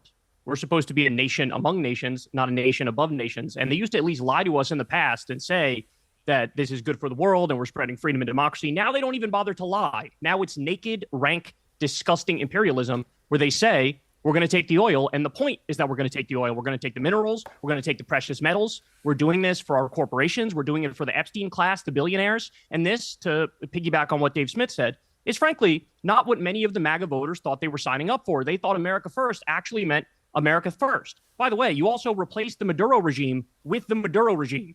Congratulations on that. It's also been now a week straight of pro-regime protests. Now you have roving gangs of Venezuelan militias that are kidnapping Americans. But again, I come back to the fundamental point, which is if you sign on to stuff like this, you're saying might makes right and the law of the jungle is back. What you're saying is China has a right to go into whatever smaller country they want and depose the leader and say we're doing it because we can and we have the right to do it and we have bigger guns and there's nothing you can do to stop it. So they're never going to address that fundamental question. Look at this fucking which is clown, why do we have dude. a right? Do we actually believe in international law or was that all a joke? Are we rolling the clock back to the 1700s and the 1800s and we're going super primitive style here? And I think the anser to that is yes. They want to go super primitive style. Today's show is sponsored by... Dude, is there a bigger fucking cuck on this planet than Michael Knowles? Oh shit, sorry, hold on. I'm fucking up because I don't know how to operate. I think I changed the fucking speed. All right, no, we're good. We're normal. Okay. Dude, I do not think there is a bigger cuck than Michael Knowles. Dude, just look at him. Like, bro. Dude, this guy looks like he hasn't shit since fucking the Obama administration, bro. Homie has not taken a shit since like 2012, dude. Dude, I'm serious. Scott Jennings could be up there. Okay, Scott Jennings is in the same realm, dude. Oh my God, dude. It's just like he is such a cuck, dude. International law goes back to antiquity. It's not some creation of modernity. Antiquity. Whether we're talking about the 1700s Jesus. or the 20th century. The Geneva Conventions, the Nuremberg Tribunal, excuse me, the Geneva Conventions and the Nuremberg Tribunal. Yes, those exist, but War II. international laws, the 𝗙liche𝗶𝗆𝗄 goes back to antiquity. However, unfortunately, a lot of our liberal friends think history began a few decades ago. the League of Nations was useless. It fell apart, and that's why we had the UN. That's why we had the Geneva Convention. Right, I'm talking about millennia ago, because we looked not at merely a piles century of ago. millions But it's true. of Woodrow dead Wilson bodies, failed and with we the said League of that's a Nations. bad idea. We looked at piles of millions of dead bodies and said that's a bad idea. Let's not do that anymore. Let's actually have a framework and rules and laws. And Trump is blowing that up. By the way, he bombed fishing boats from Venezuela, Trinidad, and Tobago, and Colombia. He just did the regime change in Venezuela. He bombed Yemen and Somalia and Nigeria and Iran. He's threatening Greenland and Panama and Canada and Cuba and Mexico. And you sit there the whole time and act like it's okay. Is there anything Trump can do, Michael Knowles, that you would say, I condemn it, and you hop off the Trump train, or are you going to tickle his taint for the rest of your fucking life? No, there have been plenty of Trump policies that I've criticized because he's only right about 99.78% of the time. So the First Step Act, I thought, was a misstep. But dude, 99.78% of the time. Dude, this guy is, what a ball licker this guy is. Like, Jesus Christ, dude. This guy literally just took over for Scott Jennings, bro. Somebody had mentioned Scott Jennings, and Scott Jennings is a cuck. But this guy is a ball massager, dude. He is like the thing at the golf course, except it just says Trump on the front. He's like, come here. Oh, come here, Michael Knowles. Oh, that feels so good. Dude, what? 99.78% of the time? Dude, what a fool, dude. Oh, my God, dude. Oh, look at him, though, dude. Jesus. Somebody... guys, anybody out there, if you know Michael Knowles, if you know anyone who knows him, please, I will fund for like a case of Metamucil. Let's get this guy some fiber or some shit real quick, because the man hasn't taken a shit since Mitch McConnell could fucking walk across the room without falling. Dude, we need to help this guy out. Okay, I will fund it. Just get me in touch with him. We're gonna help him be able to take a shit, bro. Dude, there's like an army boot or something fucking backed up. Jesus Christ. Change in Venezuela. He bombed Yemen and Somalia and Nigeria and Iran. He's threatening Greenland and Panama and Canada and Cuba and Mexico. And you sit there the whole time and act like it's okay. Is there anything Trump can do, Michael Knowles, that you would say, I condemn it, and you hop off the Trump train, or are you going to tickle his taint for the rest of your fucking life? Well, there have been plenty of Trump policies that I've criticized because he's only right about 99.78% of the time. So the First Step Act, I thought, was a misstep. But I would say the rest. Excuse me. I would say the rest of the administration has been very successful. What's your problem? What's my your problem criticism? is that you're a cuck and you're a hack and you're not an independent thinker and you're meat riding Trump. Why do you and say you that? know that what he's doing in imperialism and you don't care. I just answered your question. I corrected Congratulations. You rented your brain to a war criminal, pedophile, rapist. I hope you're happy. A war criminal, pedophile, rapist? Yeah. You brought up a point. You brought up international law, and you made a very false point, a dumb point, which is that international law began only a few hundred years ago. I corrected you, and I pointed out that the international law is part of the Western tradition. Excuse me one second. It goes back to antiquity. It's a principle. To antiquity? Dude, America didn't exist in antiquity, you dumb fuck. Like, what is this guy doing? It goes back to antiquity when America was just roamed by native populations. If this guy is a goddamn moron, dude. He is like Roman Empiring with Elon Musk, bro, in the back room. What an idiot, dude. Antiquity. Jesus. The 𝗙ście𝗶𝗹𝗶. And then you said, well, international law has failed because of the League of Nations failure, which I think is actually undermining your argument and proving my point and proving Trump's point, because the liberal internationalism that was established by people like Woodrow Wilson did in fact fail, which is why we need to restore an older and more classical conception of the international order, which is precisely what Trump's doing. Yeah, we're going to start carrying swords. And I think something that will please Michael Knowles is men are going to start having sex with men again in the military. So that's going to be happy for these guys. We're going back to the good old Roman Empire, boys. Let's go. Let's get it. Giddy up. Oh, let's go, Mikey. Oh, come here, Mikey. Ride me. Dude. So I think you've hoisted yourself with your own petard. And then you just make a lot of vulgar sort of non sequiturs because you don't have a leg to stand on. All right, let me bring in... Let me ask you this question. Hold on, Piers, hang let me ask him a question real quick. Tell me the name of the Minister of Defense in Venezuela. I don't know. Whatever his name Well, is. and that's the Garcia problem, is or that you're Rodriguez or advocating for a something. regime change. You don't know the first thing. I didn't. I about just the said the country. opposite. You're I advocating argued for the against a regime change. change. He Kyle, actually you have to said get the the cotton opposite. out of your ears. I heard Michael Kyle, I Knowles- just want to correct I heard something. Michael You said I'm Knowles arguing say for a regime the change. I regime disagree. remains there, right? So Dude, you know what's funny though?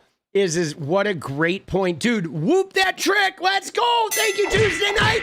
Dude, the fact though that he doesn't even know, like nobody in Trump land, I bet if you asked any of the people, whether it was Caroline Leavitt, Stephen Miller, fucking any of the right-wing influencers, I bet none of them can name any of the people in Venezuela other than Maduro. That's like the only name they know. I bet Trump doesn't even know people's names. They have like no knowledge of that place or anything. They just know Maduro is like the catchphrase and there's oil and that's it. Okay? Same with Iran. They know the leader's name, right? But other than that, they don't know shit about Iran. And now we're talking, Trump is saying, oh, we should help Iran. He wants to help the Iranians like fight off the theocratic fascist government there, but like, oh, if you stand up to ICE here, he wants to like put you in the ground. Like, that's weird. Why can they rebel against their government and you like it, but we rebel against our government and you don't like it? What's that about, huh? Jesus Christ, dude.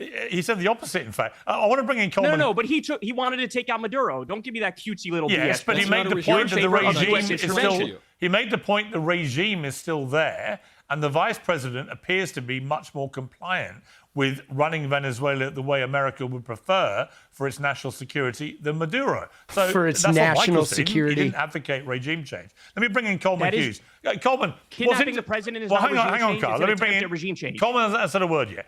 Coleman, what's interesting about you, I think, with this is you've been. Dude, I'm sorry, but if you remove the president, that is a regime change. I mean, you just changed it to another element of the old regime, but it's not Maduro running it anymore. It is a change. Like, dude, these guys are such fucking dinks, bro. I think, striving to be quite nuanced with your take on all this stuff that's going on. And that's kind of where I found myself, is that sometimes taking a beat, looking at it from just a step away, and trying not to be too knee-jerk about all these things, often, A, can be beneficial to your mental health, but actually can probably better, I think... Dude, Piers is a wanker. ...represent what is really going on. He here. is. You know, everyone wants to go to extremes very, very quickly about everything. 99.78% right. Oh, dude, Donald Trump is 99.78% right. Dude, I am never going to get over that. Like, if I ever get on a stage with Michael Knowles, I'm going to be like 99.78% right. Oh, Trumpy, come lay out my undies for me. 99.78. Dude, tosser. He is a tosser, dude. Oh, my God. Take a very tribal position. I've been struck by your, I think, quite intellectually honest attempt to be more nuanced. So what do you think about all this? Thank you, Piers. I try to not think about these issues in terms of left versus right or Trump versus the opposition and try to take each issue on its own terms. So dude, this guy's already boring the shit out of me.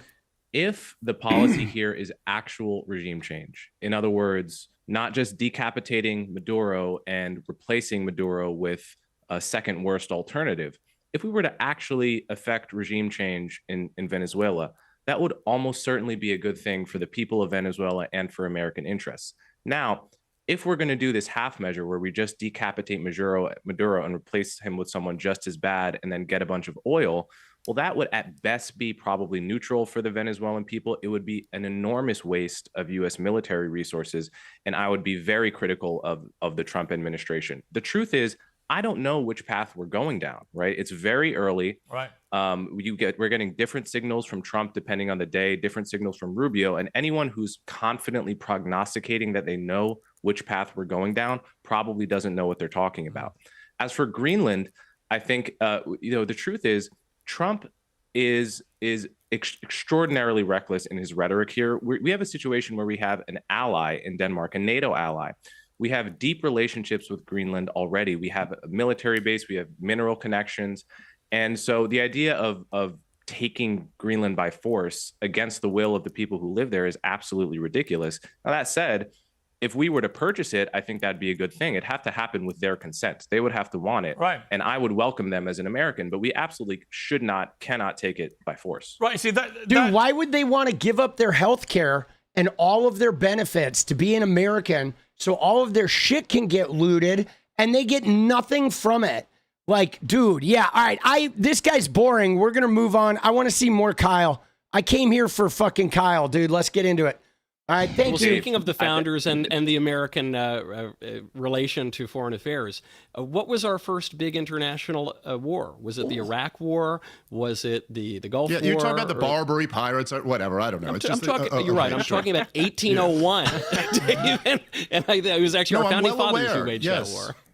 Okay, but Dave, it goes back to Thomas Jefferson waged the war. Whatever. We don't have real time to get into that, but sure, we got 5 wars here. We have plenty of time, Dave, but you don't want to get into it because it undercuts your argument. No, I'm happy, Michael. If you want to come on my podcast, I'll do 2 hours on the Barbary Wars. Dude, this guy is, you know, like it because it undercuts your argument. Let's talk about antiquity. Let's talk about the Roman Empire banging each other in a barn in fucking 27 AD.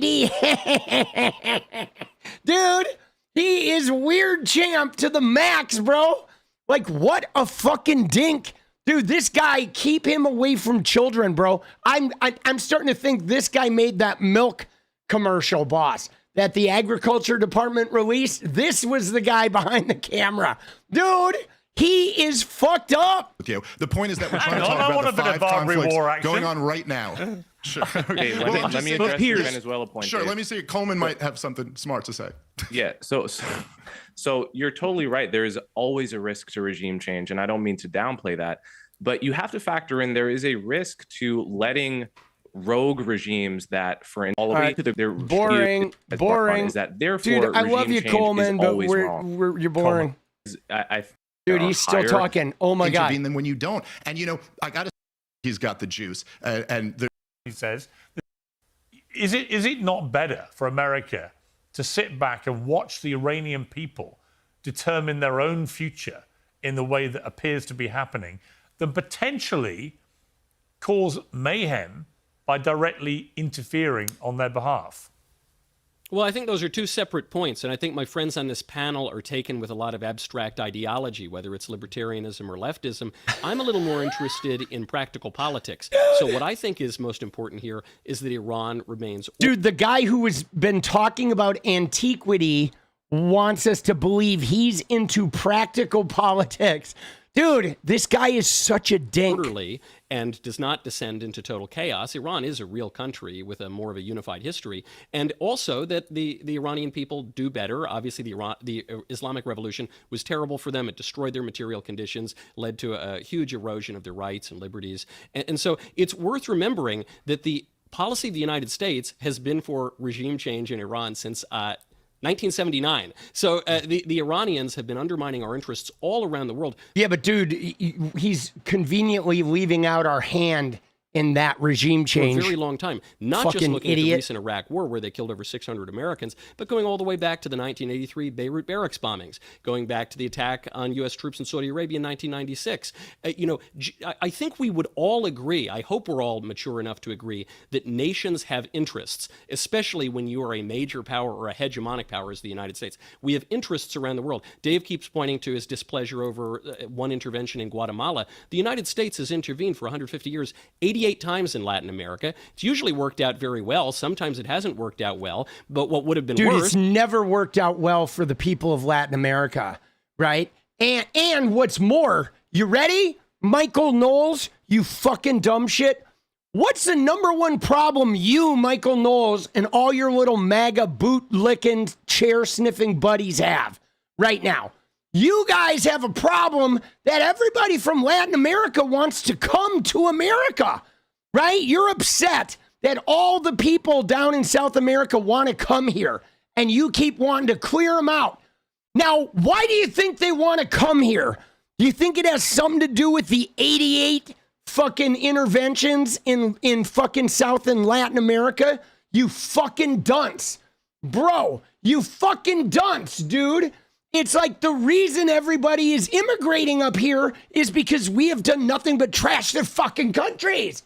And you want to still do it, and then you want to like demonize them when they show up here and kick them out of the country. Like, bro, pick a fucking lane that doesn't involve like fellatio and Donald Trump's fucking shriveled nutsack.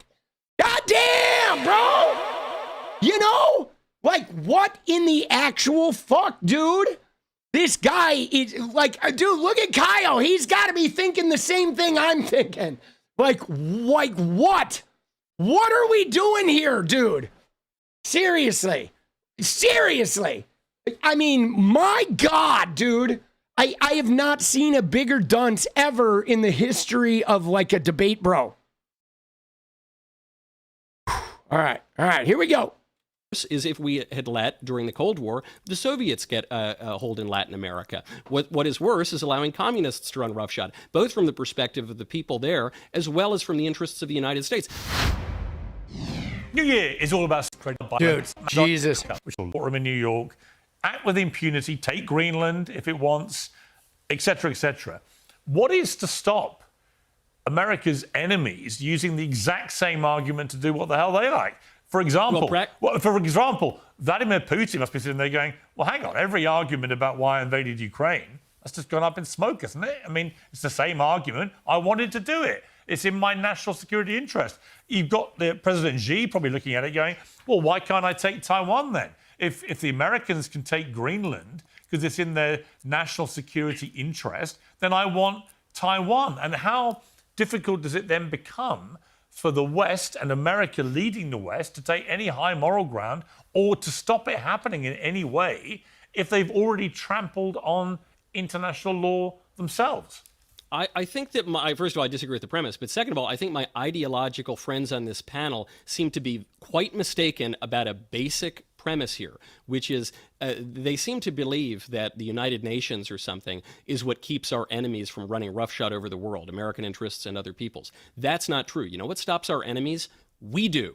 The might of the United States is what stops us. Now, the reason I disagree with your fundamental premise is I don't think that we violated international law in the removal of Maduro. First of all, dude, my God, this guy is fucking annoying, bro. Doctrine, now the Don Rowe Doctrine, Jesus, the cornerstone of American foreign policy. Dude, the Don Rowe Doctrine. Like, I've literally not seen meat riding. Dude, I could be sitting on top of a fucking buffalo and there would be less meat riding than what's going on right here, dude. But two, there was a legal predicate for the removal of Maduro that goes back to a court order in 2020, and this has really gone back about 25 years now. Let us not forget it was the Biden-Harris administration and Tony Blinken, the Secretary of State, who called for the arrest of Maduro and actually offered $25 million to anyone who could advance it. So the only difference between the Republican action here and what the Democrats called for just 1 year ago is that Trump was actually able to do it, and he saved $25 million doing it. Why should but by that logic, the argument. But that's by that, the argument that Trump got Biden's policy done. Well, by that logic, Mike. Oh, shit, dude. Did you see him? Dude, oh, look at that, dude. Did you see? He just got roasted. He said, look at that. Now, that's MAGA fighting MAGA, but that's the argument. Trump got Biden's policy done. Dude, this is why MAGA is broken. What a beautiful moment for MAGA, dude. MAGA eats MAGA. The difference between the Republican action here and what the Democrats called for just 1 year ago is that Trump was actually able to do it, and he saved $25 million doing it. Why should but by that logic, the argument. But that's by that, the argument that Trump got logic, Biden's policy done. Well, by that logic, Michael, why should President Xi not be able to go into Taiwan and take the leader and put him in a Chinese courtroom? By that logic. Can I address that, Piers? He's got no answer, Piers. I'm happy to answer. Well, let Michael answer, then I'll come stop interrupting before. Yes. So the only reason that Xi has not gone into Taiwan so far is because the United States has told Xi not to. From the point of international law, there is also another confusion because international law is a real thing. Many of my fellow conservatives want to pretend that there is no such thing as international law and that might merely makes right, but that's not true. Law is an ordinance of reason, so we can actually know something about it, and it objectively exists, even though it's not material. Law is an ordinance of reason. Dude, this guy is like, how many lockers did this fucking poor bastard get stuffed into when he was a kid, bro? Like, I'm serious. I bet you this guy can hear the locker slam and he knows exactly what brand of locker it is. Right? He can't even go into a gym locker room anymore. He needs to use a home gym. Because if he sees lockers, dude, he just fucking curls up in the fetal position. However, what passes for international law these days, specifically over the last 100 or so years, is a bunch of liberal gobbledygook nonsense, which even my friend here, 𝗙𝗪𝗪𝗧 points at doesn't work, which is why the League of Nations failed and the UN has largely failed. So there is such a thing as natural law, but it is effected through political powers. And right now, the only thing stopping Xi from going into Taiwan, the only thing that has stopped Vladimir Putin from running roughshod over Ukraine is not some abstract concept in the clouds. It's the might of the United States empire and our allies around the world, and that is what will continue to stop them. But I don't think. Carl, I will bring you in now, but I don't think that it has stopped Putin running roughshod over Ukraine. He just invaded it. He hasn't taken the country yet. Well, he invaded it. It took as much as he could. He hasn't taken the country because Ukraine are fucking fighting him. It's not because, I'm afraid to take the country because of America. This guy's a fucking dumb shit, bro. Good. Jesus. But the Ukrainians have put up a much bigger fight than he thought they could. But I don't think Putin's intentions have been remotely thwarted by anything America's Well, he only done. invaded because of Biden. So, frankly, had Trump stayed, I don't think he would have even invaded. But it's true. Dude, he did what a he fucking was able dumb to run shit. some roughshod over it during Joe Biden. But there was no floating international law. Let's not forget, he invaded before the supposedly awful attack on Venezuela. But he has. I mean, look. Yeah, but the thing is, Michael, Colombia. Putin has continued to act with total impunity in Ukraine, regardless of anything Donald Trump has said publicly, either in a friendly or unfriendly manner. He doesn't seem to care. I think if Putin could take the whole of Ukraine tomorrow, he'd take it. I think that's always been his ambition. That's my point, I guess. That's my point. I don't think that America's very successful strike on Venezuela is going to do one thing. Now, it will not change one iota of Putin's calculation. No, but that's my point. My point to you is that when it comes to Taiwan, I'm not sure that American power is the limiting factor for the calculations by people who run countries like Russia and China that you seem to think it is. Because I think Xi will have looked at Ukraine and thought, well, what's America actually done to stop Putin taking as much as he can? Do you think that international law is going to limit Chairman Xi? Well, no, I don't actually. I do think the concept of international law has been twisted and torn apart so badly that I'm actually uncertain what it really means anymore. Because people don't seem to... I mean, if you look at what Israel's done in Gaza, I would say they've trampled over international law with utter impunity, and they don't care. Reasonable minds can differ, but I agree that's a good... Dude, reasonable minds can differ? Dude, fuck you, bro. Dude, fuck this guy, dude. There's no reasonable mind that can say that what Israel did in Gaza was fucking legitimate or within the confines of fucking international law. Like, shut the fuck up, dude. Point on the they can't. murkiness of international law. Yeah, okay, Kyle. Yeah, well, I mean, I find this whole conversation preposterous because the idea that we're the moral arbiter of anything is honestly laughable. Trump is himself a criminal. He was best friends with Jeffrey Epstein. He's covering for a billionaire pedophile cabal as we speak. We armed and funded a genocide in Gaza. We also armed and funded a genocide committed by Saudi Arabia in Yemen. If there's any country on earth where there's some semblance of a sound argument to do regime change, it's our regime being changed. So I don't want to open the door to this might makes right law of the jungle nonsense. And everybody else except Dave, seemingly on the panel, is in favor of that. And America has a mechanism. Kyle, hang on. America has a mechanism for regime change. It's called the election every 4 years. And the truth is, Americans had a good, long, hard look at... You're making my point. Well, no, I'm not. This is my point. I'm not. Yes, you are. I'm saying you live in a free democratic society with free democratic elections. Yeah, but here's the problem, Piers, because you're going to say, Americans chose regime change, but that's bullshit. Because the Trump voters would not have voted for him if he said, hey, we're going to invade fucking Venezuela. We're going to invade Canada and Mexico and Greenland. We're going to burn all our fucking friends in Europe. And we're going to I'm going to take a $400 million jet from Qatar. And my sons are going to get rich from Saudi Arabia. And we're going to let fucking Netanyahu just even crash Gaza even more. And then we're going to bomb everybody. Okay, and I'm going to get rich on crypto, and you're going to get a 50-year mortgage and a fucking hand up your ass. And oh, by the way, you're going to lose your job because Elon's robots are going to take over all the fucking industry. If he had told people that, nobody would have voted for him. These fucking clowns, bro. That's why Trump won in 2016. That's why he lost in 2020, whatever he wants people to think. And that's why he won again in 2024. That is regime change, how it should happen. We back 73% of the world's dictatorships. The idea that we say, here's a dictator we don't like, we're going to overthrow them, is ridiculous. By any objective standard, Netanyahu is worse than Maduro, and we're not overthrowing him. So the whole conversation is absurd. We're in no position to be the world police or the moral arbiters. In fact, Trump himself literally says this is about the oil. It's about the natural resources. It's about stealing that for the corporations and the billionaires. So the whole conversation about, you know, I think it could be. I actually think I think Venezuela can be about a number of things at the same time. That's why I think nuance is an important factor. Dude, what a wanker, bro. These things. It can be but that's the hang on, Kyle. Can it just be pointed out? It could be about oil. It could be about oil. It could be about Maduro being a gangster. It can be about Piers, a number of things. This was Trump's a gangster. sold to us. Trump's a gangster. All right. Isn't it funny that we have this whole conversation, and while you're saying it could be about all these things, you know what no one's bringing up? Drugs. And that's what it was sold to us as. Right. Just like all these other wars, they just lie through their teeth. It has nothing to do with the drug problem, or a tiny fraction of it. And dude, it's not in part about drugs, fucking Michael Knowles. There's no fentanyl coming from fucking Venezuela. Nothing to do with the fentanyl problem, which is the real crisis. It's a total pretext for war. And, you know, I got to say, man, by the way, I kind of agree with Michael on the concept of international law.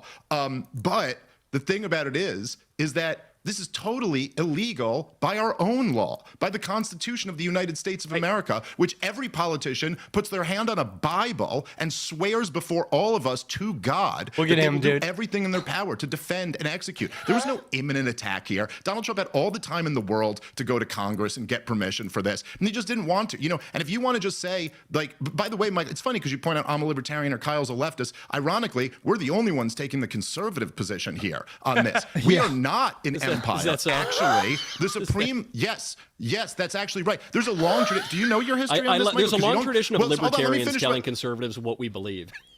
No. There's a long tradition of the best conservatives having the exact same foreign policy I do, and then a bunch of former communists who were atheists convinced you guys that it was right-wing to support wars everywhere. By the way, the Monroe Doctrine... They convinced Thomas Jefferson in 1801. I don't know about that. No. I'm not talking about the Barbary Wars. Okay, anyway. Or the Monroe administration, or the Roosevelt administration. Dude, do you even know what the Monroe Doctrine is? You say the Monroe Doctrine means that we get to run our hemisphere? No, it doesn't. No, the Monroe Doctrine. We keep our Michael, let me finish a thought, and then you can respond to it. No, that's not actually true. It meant that Europe couldn't have any more colonies here, and in turn, we wouldn't interfere in Europe. By the way, it's not a law. It's something a president said once in a speech, and it hasn't been the cornerstone of our foreign. It hasn't been. Have we not interfered in Europe?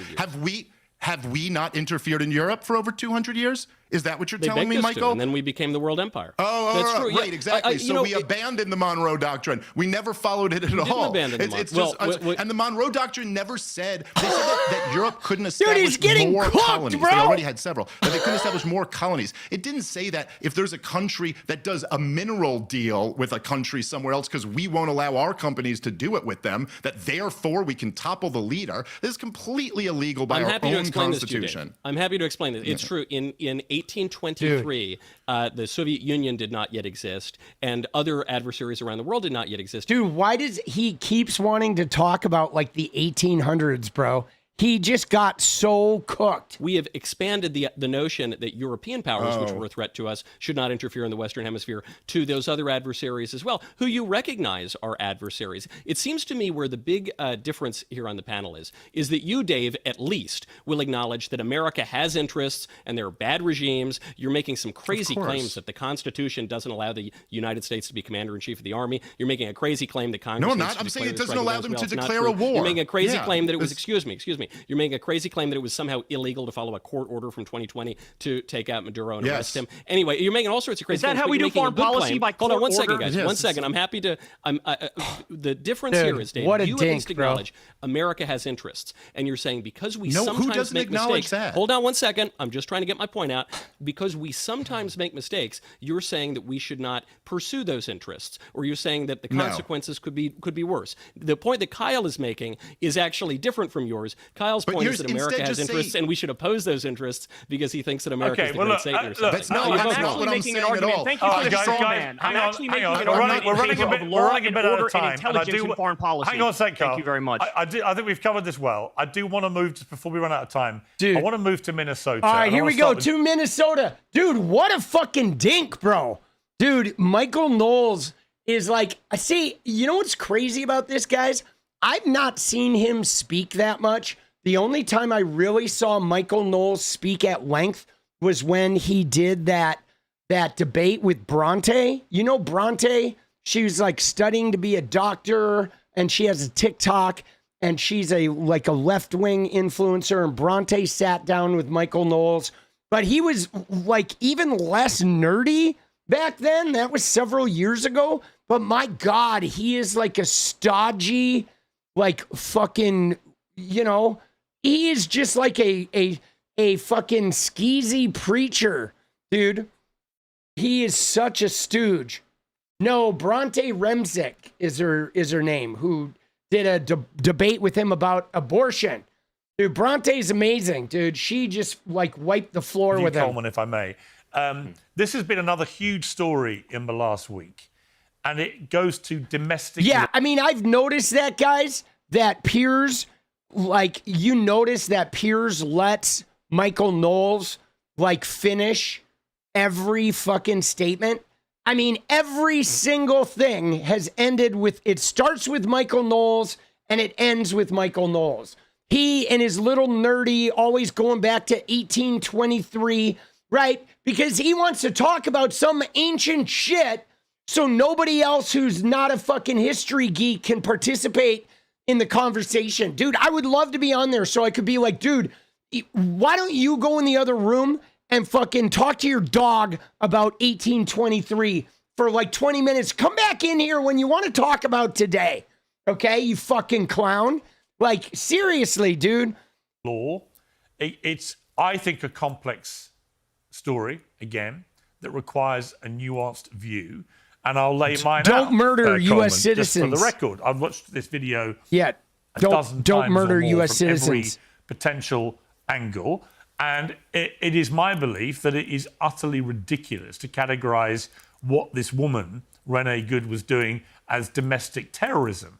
I see somebody who got a little panicky as the ICE guys came towards her and decided to drive away, and that the ICE guy in front of her car, fucking murdered her. Coincidentally, a few months earlier, got dragged by a car for a sustained period of time and had injuries as a result, potentially affecting his judgment in a similar situation, I suspect will be a key part of this. He reacts in a equally panicky way and shoots her 3 times. And I don't see him as a cold-blooded murderer who did this deliberately as a way to murder somebody. Dude, he fucking jumped in front of her, bro. He had no reason to jump in front of her. Hell of it. I don't see her as a completely blameless part of this. I think she took decisions which led her down a path which I think were extremely unfortunate and, as it turned out, deadly for her. In other words, I think it's quite a complex story, which if you freeze frame it right down to every grab we've seen, anyone who thinks they have an absolute certainty about what happened here, I think is lying. And I think they're just, again, moving to Piers is a wanker. Dude, I don't know if he planned on shooting her. Oh, I'm going to shoot this woman. But the point is the minute he stepped in front of that car, he made it so her driving away was going to be a danger to himself. He chose danger by stepping in front of the car. Okay? You never step in front of the car. His training said don't step in front of the car. Fuck you, Piers. You fucking wanker. Okay? He absolutely put himself in a position knowing she was backing up, which meant she was driving away, and he placed himself right in front of that fucking car. And his own DHS policy says, don't do that. And his other DHS policy says you never shoot a moving car. And he broke both policies. And if you go back to him filming, he actually switched hands to free his gun hand before that car even moved. So he was getting ready to draw his gun before she even moved the car. Okay, so fuck off, Piers, you fucking wanker. The tribal place, this has to be this because my side believe this, or it has to be this because my side believe that. Am I wrong? I couldn't agree more, Piers. Oh, I want to separate two issues really quickly. I couldn't agree more. I'll get to the tragic death of Renee Good, but Dude, first, I couldn't agree more because Barry Weiss told me I have to come here and massage fucking Donald Trump's prostate.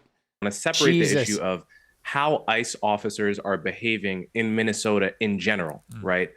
Right now, social media is being flooded with videos of ICE officers needlessly escalating situations, questioning U.S. citizens who legally do not have to answer any questions.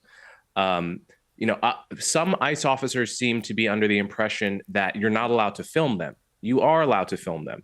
And even, the worst part of this is that the Trump administration, the Department of Homeland Security, seems to have indicated to ICE officers that filming them is the same as doxing them, which it's not, right? So there is obviously, I think there's probably tons of ICE officers not getting videoed that are doing their jobs responsibly. And it's a tough job and it's a dangerous job. And I respect that. But there's a lot of ICE officers that are just running roughshod over all of their responsibilities as officers. And they're being fanned on by the administration. I think that's really important to say up front, that that's a real phenomenon and needs to be talked about. Now, let's separate that from the issue of Renee Good, who was tragically killed by Jonathan Ross. Now here, Piers, you're right to point out there are so many critiques of how this officer and his partner handled the situation. Why officers are trained not to be in front of a car to begin with, right? That's one on a laundry list of ways in which this was terrible policing. However, a lot of prominent Democrats are saying that this is murder. Murder. That is a legal. It is murder. Absolutely. Term with a legal standard. Now, if this goes to trial, it's likely to get removed to a federal court, which is going to be favorable for the officer. And what the jury is probably going to be instructed is if this officer had reason to believe he could have suffered bodily harm, he or his partner could have suffered serious bodily harm, then by statute, he's authorized to use deadly force. The jury is going to be instructed if he felt he was in serious danger. Now, we get the benefit of seeing 5 different angles on the video in slow motion over and over and over again. Yeah. So we can come to the conclusion that, he was out of he was out of line of the car during those second and third shots. But he didn't have that advantage. He experienced that in real time in the blur. Dude, this guy is such an ass kisser. At the end of the day, it comes down to when he switched that phone. He switched his phone to make his hand available for his service revolver before the car moved. And the minute he switched his phone and made his hand available for his service revolver, he stepped in front of the car as it started to move. And then he moved in towards the car, blocking her from being able to walk away. Okay? And then he did 2 things he wasn't supposed to do according to his training, which is never get in front of the car, never approach from the front, and never shoot at a moving vehicle. And he did all of that, okay? And he did it 6 months after he did the same goddamn thing where he over-aggressed on someone, smashed out their window, they drove away, and he got dragged. So this guy's had a history of being a liability and making piss-poor decisions that break conduct, okay? And he never got disciplined the first time. And here he is again, and now somebody got murdered, okay? So I'm sorry, that's fucking murder, boss.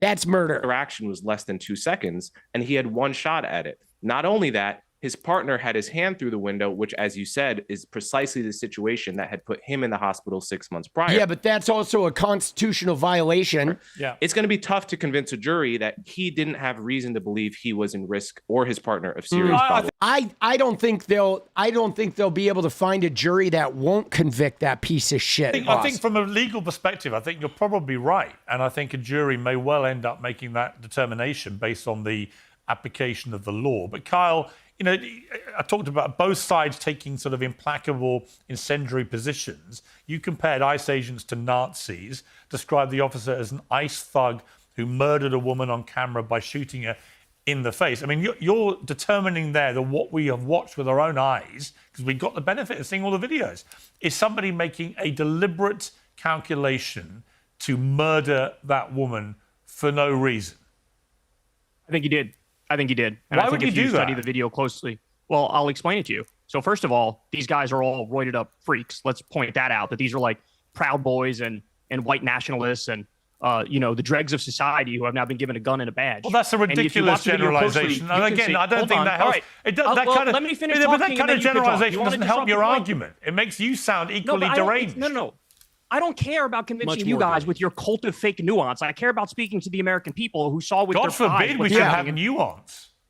Yeah, because it's fake nuance. That's the problem. You have J.D. Vance out there saying that this guy, it should have absolute immunity. Absolute immunity? So I don't if he agree. rapes somebody, he should be able to get off? This is fucking ridiculous. Absolute immunity. Yeah, dude, Piers doesn't ever interrupt Michael Knowles. Dude, Piers, you wanker, shut the fuck up, bro. Don't agree. Nor do I think, Kyle, nor do I think that Renee Good was deliberately trying to run over this ICE officer. I just don't think that there's and the any guy was evidence trying to kill her. that she was trying to do that or to cause him Correct, bodily she harm. wasn't. I think it was quite clear from the wheel positioning that she was trying to drive away. And the guy was ignoring his training to stand in front of her, and he had a past incident which probably in the moment made him fear the same thing was going to happen. Piers, we have to have one if you factual watch correction. closely, Just one little bit to inject some facts. One second, Kyle. Dude, let's go. Stop stupidity. Let's go.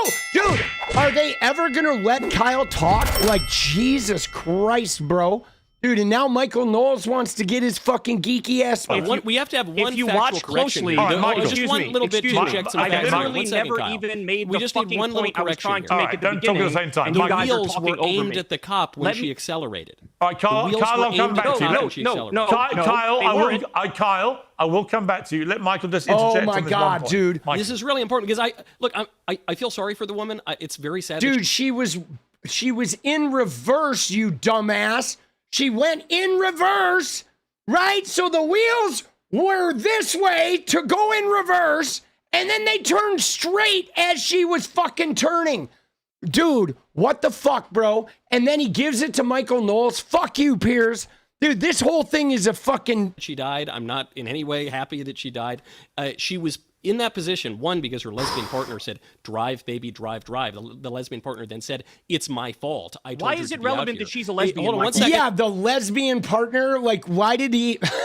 right? You got to point out it was a lesbian.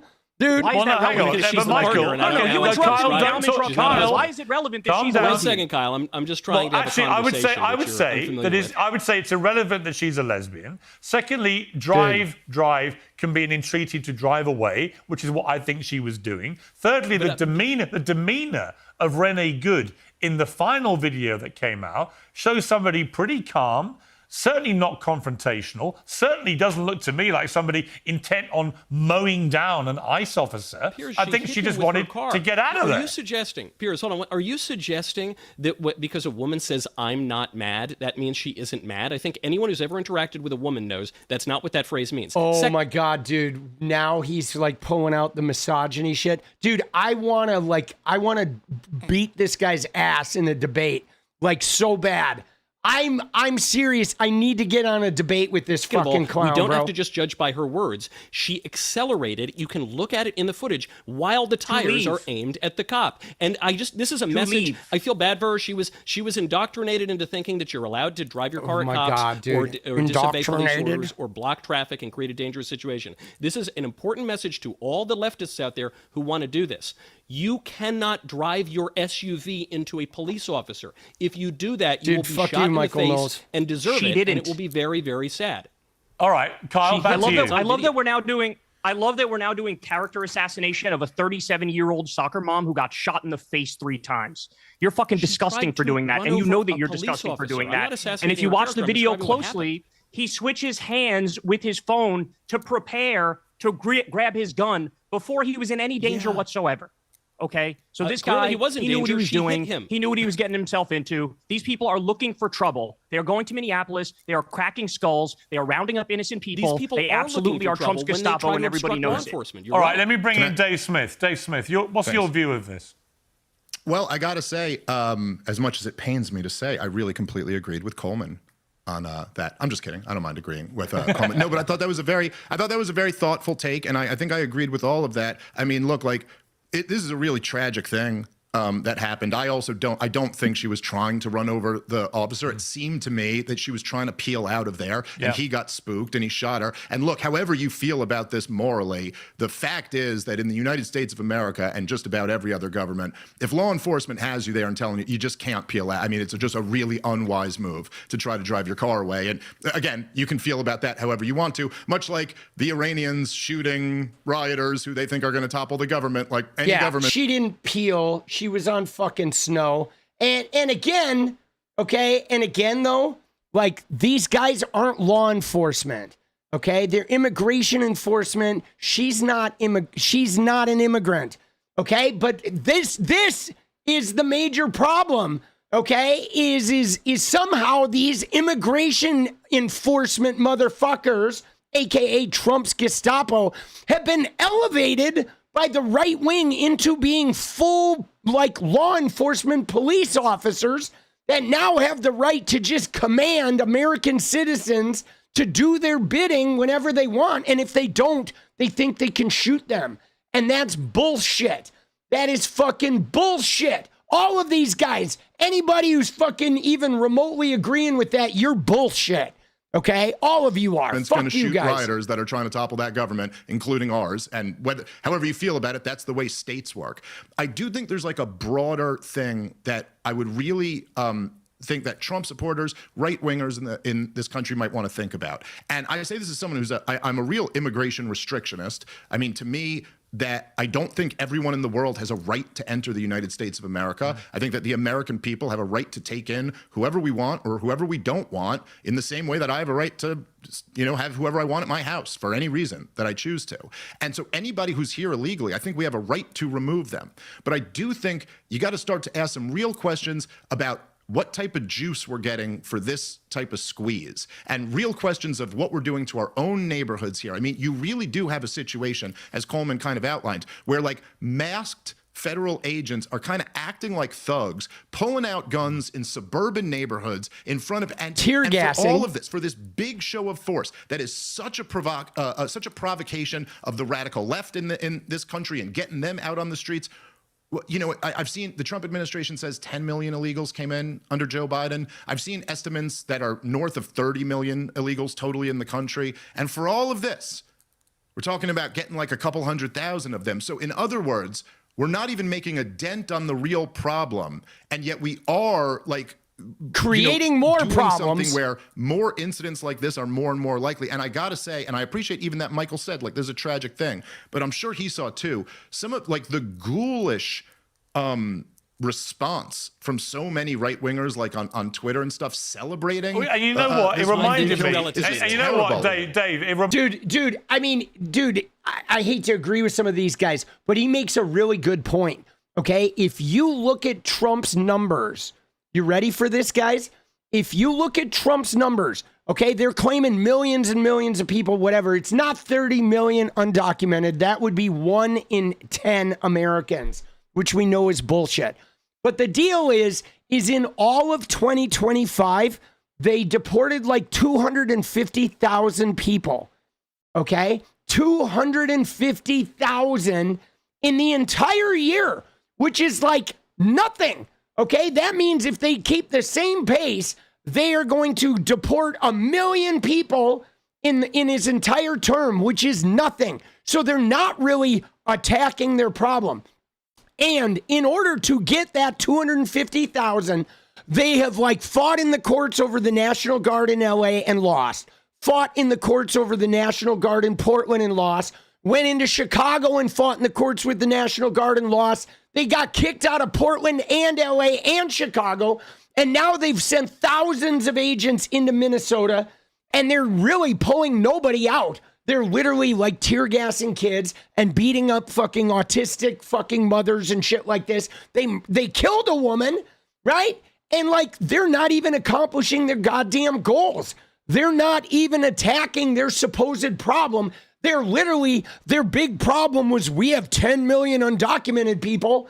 And then instead of solving any of that problem, all they've done is they've used that supposed problem as a predicated excuse to then go in and have a bunch of mass federal agents just go and create bedlam in every blue city that they can. And that's it. They've gone in and created bedlam in every blue city or every state that Trump doesn't like, even though they've accomplished basically nothing in the process of doing it. Okay? They've not gotten a high number of immigrants out. They haven't done shit, really. And right? They haven't done shit. Dude, there's no justice. It's just us. Let's go Disturbed. Let's go. Thank you, boss. Let's fucking go, dude. All right. Reminded me of the reaction from the left to Charlie Kirk's murder. Yeah. Right? There was just a complete. There was not just it's a different situation. Not just an absence but there of. is... Well, I would say look, different things, but not just an absence. Yeah, but the difference, though, the difference between Charlie Kirk and this woman is Charlie Kirk was a very polarizing, vocal person who went out and caused a lot of chaos and harm, had a list attacking professors. Professors were getting death threats. People were getting hounded on colleges. Transgender people were getting attacked. I mean, Charlie Kirk was a voice of like contrition and you know what I mean? And a very vocal and controversial political speaker. This woman, Renee Good, was a mom who parked her car on a street trying to slow down ICE. Okay, they're two very different circumstances. And Charlie Kirk was shot by some random person that we don't know. And this woman was executed by an agent of the state while he was doing a job that he's not even tasked to do, which is functioning as some sort of like, you know, dictatorial law enforcement. So like comparing those two, like, man, they're fucking apples and fucking squirrels, boss. Absence of basic empathy and humanity, but a willful, gleeful celebration of somebody's death, right? And in both cases, I don't think either person deserved to die. Is just my gut feeling about it. So at the very least, even if you do think she brought the situation on herself, and I certainly don't think she was blameless in her decision-making leading up to what happened, to the confrontation, but even if you believe that... Dude, see, that's bullshit though, guys. Because look at the woman who literally just, the autistic disabled woman who got dragged out of her car, got thrown down on the ground, had her seatbelt cut, her window smashed. Okay, any normal human being who sees these masked thugs approach their car is going to try to drive away. Because if you don't drive away, you're going to get the shit kicked out of you. You're going to end up like that woman with green hair who had broken bones. Okay, so your choice is I'm either going to get carjacked and have my window smashed out. They're going to cut me out of my seatbelt. They're going to beat the shit out of me and maybe send me to 𝗙𝗪𝗡𝗪𝗏. Or I can try to drive away and just fucking get myself out of harm's way. And then, no, now we're going to shoot you. So your choice is either get shot or get beat and sent to a fucking, you know, a foreign prison. It's like, fuck you, bro. That is some bullshit. Those are not the two options. It's like until, you know what I mean? It's like if there's not an option where the cops keep their fucking hands off of you, or that they're not even cops. If there's not an option where the masked ICE agents keep their fucking hands to themselves, then we need that goddamn option, or we need something to fucking get those guys to beat their asses back, boss. You know what I'm saying? I did a video about the green-haired girl. You can, if you scroll back, she's on the thumbnail. You'll see a guy like choking her. Just look for the thumbnail. It's a couple days ago. I did a video about it. Sort of gleefully celebrate. She had it coming. She deserved it. Yeah. Blah, blah. But she's a mother of a young kid, and she, you know, is not even 40 years old. So what have we become as a society when your first thought is not, this is a tragedy? Whatever you think of what happened here, it's a tragedy. that she ends up dead. I think. And he hasn't been arrested yet. And Jonathan Ross hasn't been arrested yet. And stop and think about why that is. Coleman was right about that too. criminals. He's not going to jail. I mean, this is just. He's not. I'm sorry, and look, the legal system. There might not even be a trial, totally Dave. There might not even be a trial, bro. Well, look, but he didn't do anything wrong. Well, look, but as Coleman pointed out, and I mean, I would say it's slightly different, but the legal system is totally rigged on behalf of cops, and it's just not the same type of standard for federal law enforcement or for local law enforcement that it is for regular people. And when legally speaking, once but we have seen some cops is, go to prison too, though. Okay. Yeah. But You know the difference. You know, there's a cult. Legally speaking, you know what there is. If there's a car coming at a cop, there is a cultural aspect to this. And I'm not going to. I'm not going to go back into all this again. But if this situation had happened in my country, I'm in London right now. If this had happened in central London, they'd be alive. It's almost unthinkable. I mean, they don't have guns if it happened in London. This situation would happen. Because we just don't obviously have the gun culture. And I've always said the problem with the police shootings in America or law enforcement shootings is that they have an understandable presumption. See, the thing that's really bothersome about this, and I'm done with this, we're going to move on to Jake Lang. I'm done. I have enough for several videos. But the thing that's problematic about this is that the thing that they're leaving out, is dude, Piers is bullshit. Piers is a wanker. He is a phony. Dude, he's just trying to create drama. And he was preventing Kyle from speaking and always defending the right-wing speakers. But the problem that they never address, guys, is the fact that there is culpability, because Renee Good died because of the way these ICE agents have been behaving en masse, They have been behaving en masse in a lawless, reckless, anonymous, hidden way. They've been wearing masks. They've been putting on fake license plates. They shot somebody in LA, right? Breaking a window with their fucking gun, being reckless. They shot a woman in Chicago and they lied about how the shooting came about. They pepperballed a fucking priest on camera. They have tackled fucking protesters here in Portland on camera. They have been recklessly, needlessly violent, and they've done it under the veil of secrecy and obfuscation by even hiding license plates so you don't even know if they're real federal agents. And they have engaged in that type of behavior for months. And then Donald Trump sends 2,000 of them to Minneapolis. 2,000. And why? There's not a bunch of crime in Minneapolis. There was nothing going on in Minneapolis. He was just mad at Tim Walz. And there was some fervor about fucking fraud that everybody knew about, that Nick Shirley was acting like he had just discovered. So while there's this feeding frenzy of online notoriety, in the middle of all that notoriety, he sends 2,000 of the masked, license plate changing, fucking abusive, window breaking, fucking seatbelt cutting goons to this city, so you know that a powder keg of something is going to happen. He had been talking about Somalians and throwing them under the fucking bus needlessly in the middle of completely different discussions. He just starts talking about Somalians. Then there's this big anti-Somalian thing with the N-word woman. And then there's Nick Shirley's bullshit. And in the middle of that powder keg, he sends in 2,000 masked, license plate changing, abusive, window breaking goons. What did you think was going to happen? Like literally. And what has happened since they got there? There's killing. There's fucking beatings. There's tear gassing babies. It is just right. The whole thing was an intentional overuse of force in a place that there's no reason for them to even fucking be there, other than Trump trying to create a huge fucking distraction from the Epstein files and trying to harm Minnesota and hurt Tim Walz. And so fuck you, Piers. And Michael Knowles, you're the biggest cuck bitch I've ever seen in my life, dude. Fuck you too. I can't wait till one day I get to face off with you, bro. I'm gonna eat you alive, dude. All right?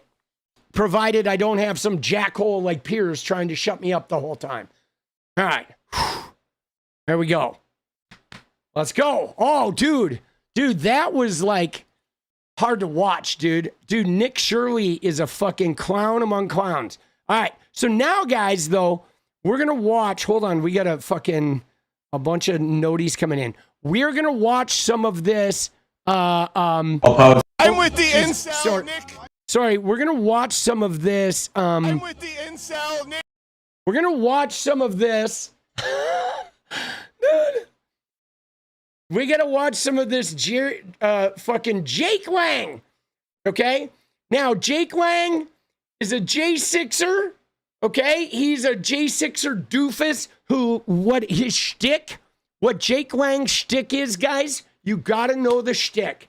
Okay? Jake Lang's specific shtick is anti-Islam. Okay? Islamophobia in a virulent way. Okay, he likes to go into spaces where there are Muslims, and he likes to do really aggressive, provoking shit, like rubbing bacon on their Quran, on their holy book, or burning their holy book, or somehow other, degrading their religion, degrading them, making some implication that they're dirty or they're animals. So the only reason that Jake Lang even went to Minneapolis is because there are a lot of Muslims there. There are a lot of Somalian Muslims there. And so he's like, you know what? I'm going to go to where these Somalian Muslims are, and I'm going to do a bunch of derogatory shit to degrade them and debase them, and I'm going to do it publicly. I'm going to do it on camera, and I'm going to monetize that shit. I'm going to make money off being a degrading person who's also going to claim he's like a Christian or something too. So this is just the whole thing is predicated on dirty nastiness. Now, unfortunately for him, is a whole bunch of people in Minnesota aren't kindly to that shit. And they were like, you know what, Jake? Fuck you, boss. That shit ain't happening. Not on our watch, is what they said. And somebody says, here, dude, Miss says Minnesota has been strong. Love them. You're not wrong, Miss. And I think this is a perfect example, too, of Minnesota coming through. They've been really tough. They've been holding in. They've been surprisingly not violent for the most part, considering how much they've had to put up with. But mad respect for them holding strong. And in every different neighborhood, doesn't matter if it's in the suburbs, if it's in North Minneapolis, South Minneapolis, they are like showing out in droves and not being, not being fucking scared away. All right, 𝗙𝗍 said, remember when Trump called one rough day real rough? He said, well, it's been many, just like the purge. Yeah, you're not wrong, 𝗙𝗍. He did say, remember that was his big thing in the campaign? Like, oh, yeah, we just need one rough day. Like, really rough. That'll learn him, right? All of this shit. Dude, I have not seen the woman who took his vest. I've not watched any of the Jake Lang footage, so we're going to experience it in the moment. I like to do that, so I'm not bringing you some prefab reaction. So if you have links I need to check out, put them in Discord now. We're going to start with this one, all right, with the Walter Masterson doing a little bit of trolling, all right? Let's see what we got here. I'm with the incel, Nick, Jeremy Lang. What's your body count, man? Jake Lang. What's Jeremy, though? It's Jeremy. What's it like being a virgin? When was the last time you legally touched a vagina? Nick, Jake Lang has never legally touched a vagina. Do not touch. Do not touch. When was the last time you've legally touched a vagina, Jake? Do not touch.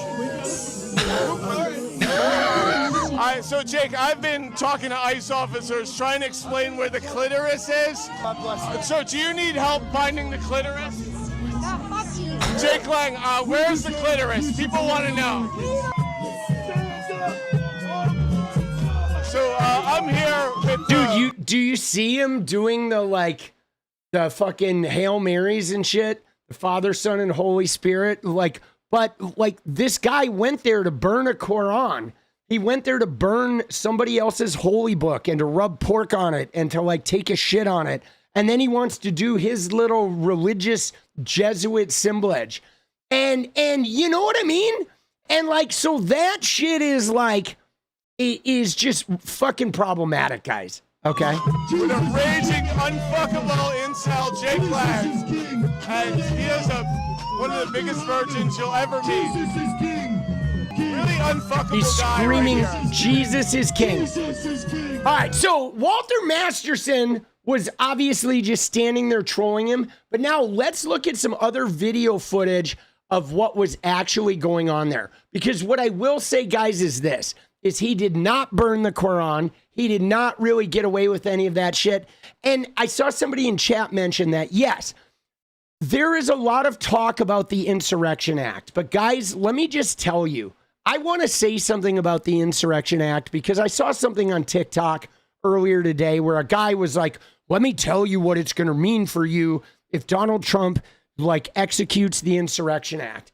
And I would like to talk about that for a minute before we watch these videos because, guys, I think Donald Trump likes to threaten the Insurrection Act, okay?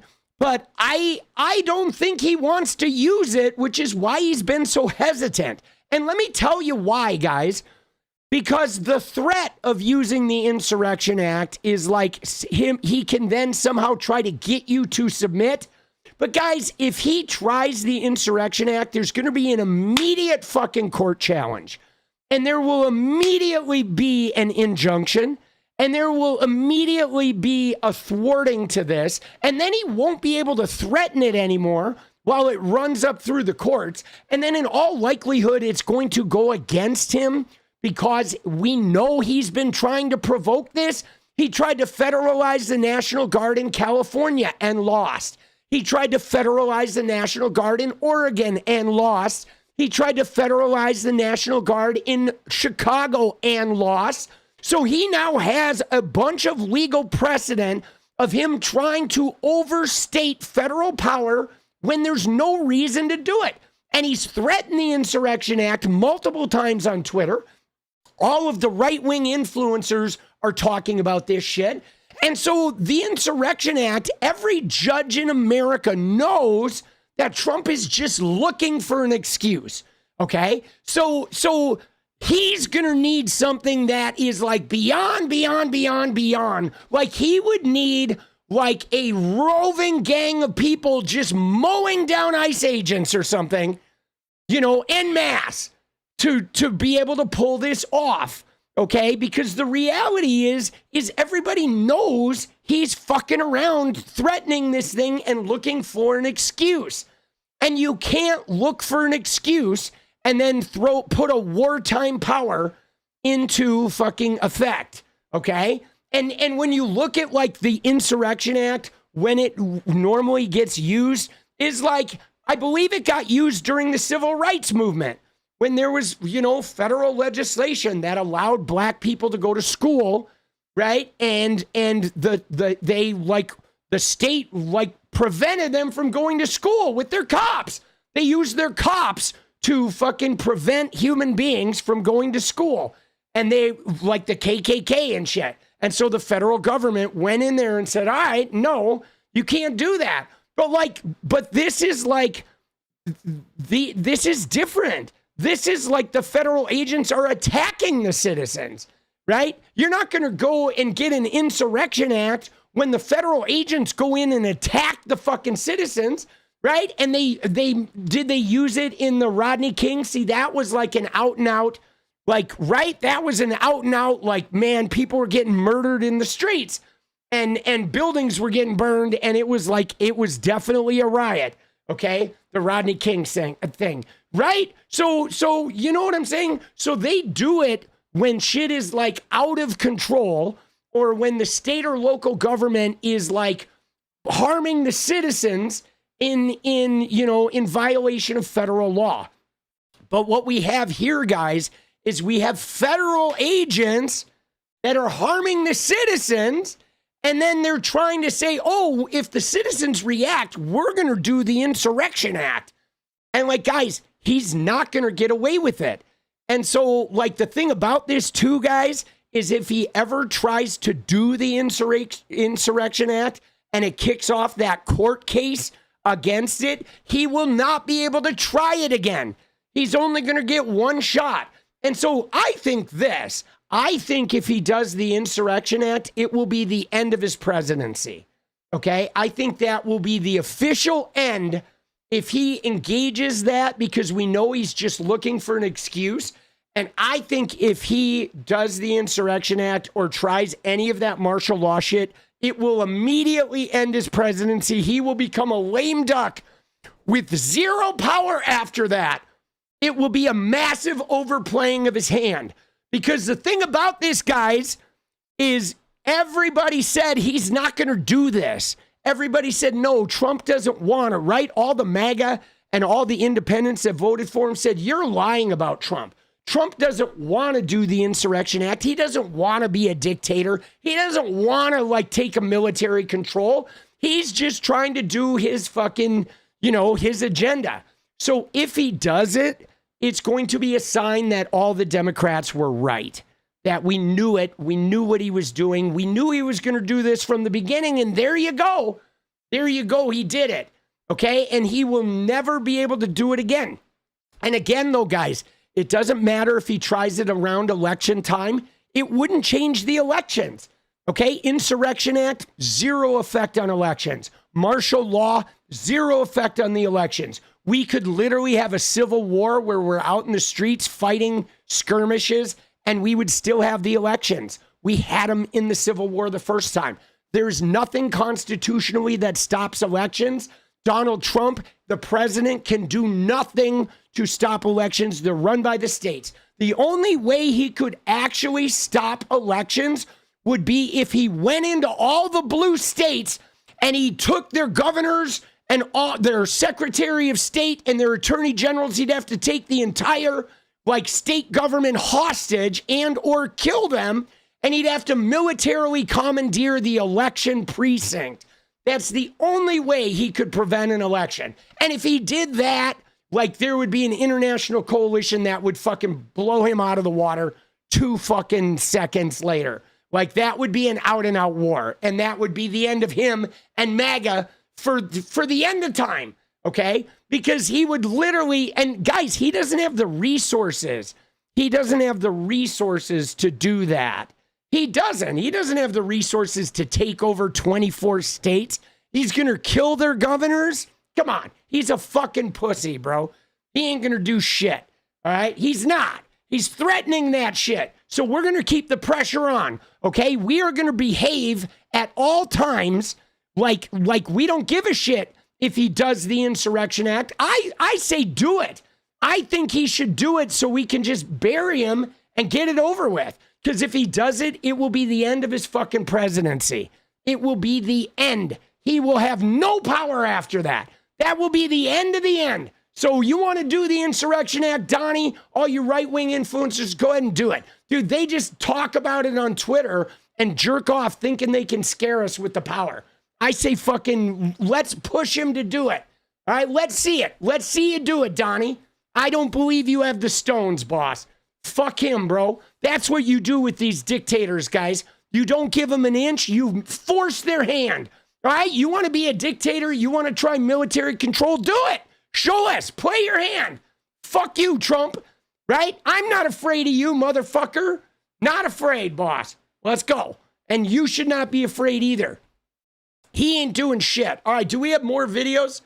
Let's watch a couple more videos. Then I got to go make some videos. All right? What do we got? Do we have videos of Jake Lang? Let's see what we got. And tomorrow we're going to look at some of that crazy Candace Owens shit. All right?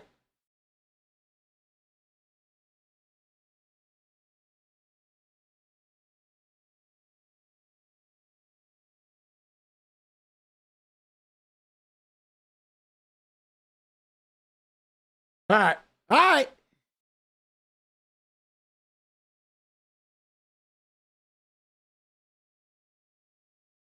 That may have to go to the Twitter. Can we look at Michael Cohen? Yeah, we can look at Michael Cohen.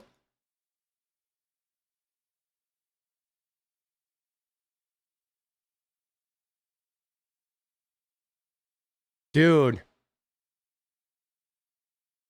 All right, here he is. Dude, look at that. Right? America is a Christian country.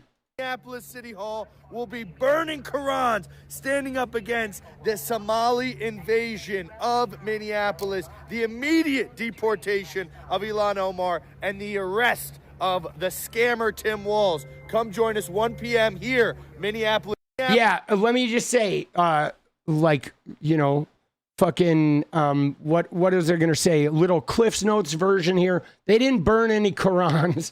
Okay, Ilhan Omar has not been fucking deported, and Tim Walz is not going to jail. But dude, what a chud. Dude, Americans organize peaceful 24-hour city hall sit-ins like what happened in the 60s nationwide, demanding respect, unity, accountability. Peaceful pressure works. Yeah, dude, oh my God, I agree with that. Thank you, boss.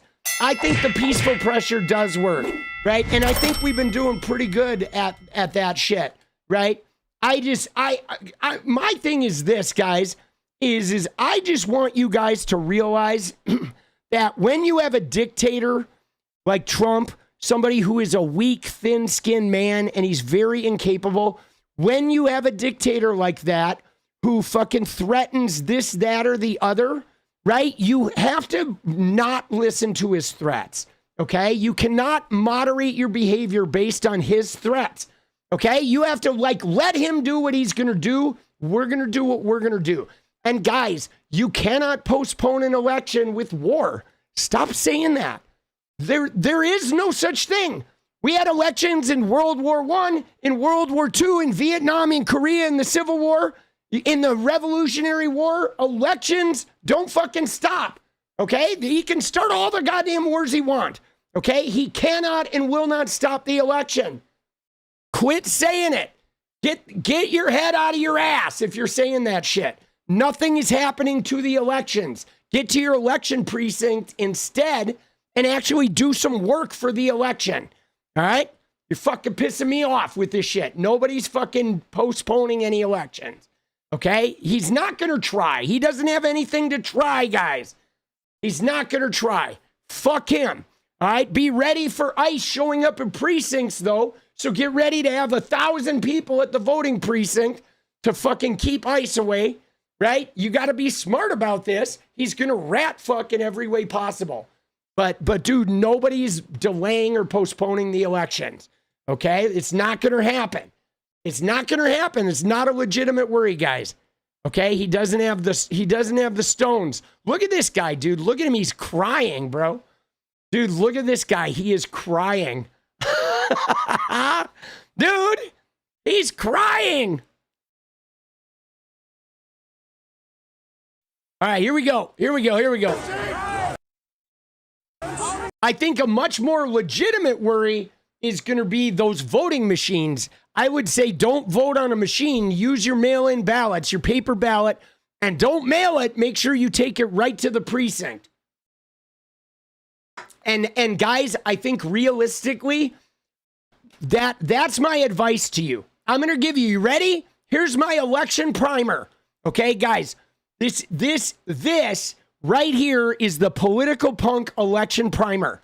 Okay, A, just know elections are going to happen. He cannot cancel them. That is not a legitimate fear. So don't sit there and stoke that fear. Go get involved with your local Democrat or DSA office or the election precinct. Be a poll watcher. Get involved. 2, do not use the voting machines, Dominion voting machines. If you can avoid that, use your mail-in paper ballot. Do not mail it because they rat fuck the Postal Service. So take it into the precinct and make sure you do due diligence. Make sure you're registered, watch your registration right up until voting time. So get your ballot in. 3, for the people that are going to the polls, we've got to make sure we have people at the polls. Take a group of people to your local precinct. All right? Don't let ICE swarm the place or walk around. We got to protect those people in line from being thugged out or being stink-eyed or being threatened to not show up. Okay? And number 4, we need to show out in numbers. We need to get everybody and their motherfucking mother voting. Okay, so we are we need to win this shit by 20%. So none of their little Dominion vote switching or whatever shenanigans they pull, Elon giving away $1 million a day. We got to turn out in such high numbers that we're just too big for those dumbasses to rig, okay? And that's the thing. But no dooming, no fear that there's going to be no elections, no worry about martial law, insurrection, civil war, none of that shit. The election will go on, but get involved, okay? Make sure you're at the precinct. Make sure you're getting people to the precinct. We all have to get involved. It is going to be an all hands on deck. Everybody, you got to pitch in, sweat equity on this one. And we're going to take that house back. And then we're going to investigate all of these motherfuckers. Okay? That's my primer. Okay? There you go. That's the primer. Okay? We got this in the bag as long as we stay eye on the ball, stay focused, stay empowered, and realize that we have the power. Our states run these fucking elections. Trumpy can't do shit. Fuck you, Trumpy. Oh, my shit, my diaper. Okay? And then we're going to be involved. And we're going to play a 60-minute ball game right up until that election is over and all those votes are in. But do not mail your goddamn ballot, dude. Take it to the precinct. All right? There you go. That's my primer. All right? Dude, let's go. Yes, do not be a couch fucker. All right? There you go. Dude, I'll make a short of that. So we're going to get that out. You guys can spread it to everybody. We can spread it around. Political punks, election primer 101. But again, guys, we got to stay positive. Okay? We got to stay positive. Don't let these fascist goons like drag you through the muck and make you think everything's over and they're going to like insurrection act our fucking voting voice away and all that. Okay? Like we're going to not let these guys. So let's look at some of these clips here.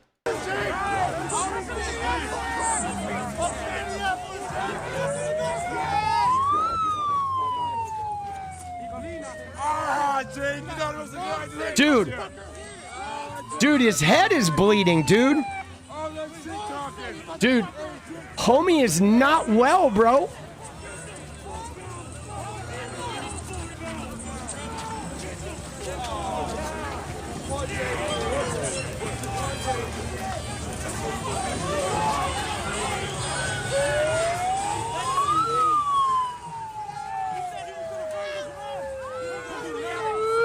So, dude, are they walking him out of town?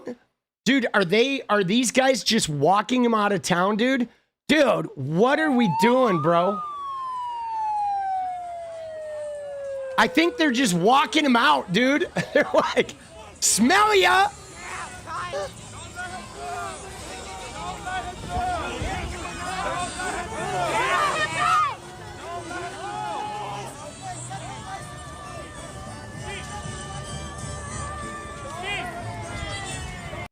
Jesus, dude. All right, somebody else has a link.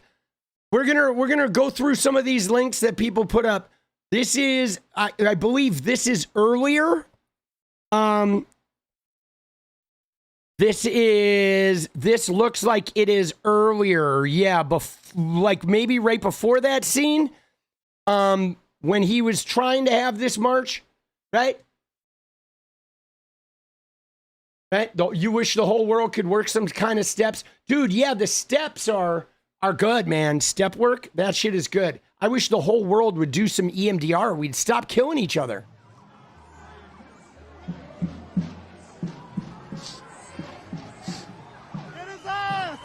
Oh, this looks like maybe when in the beginning when he's getting roughed up.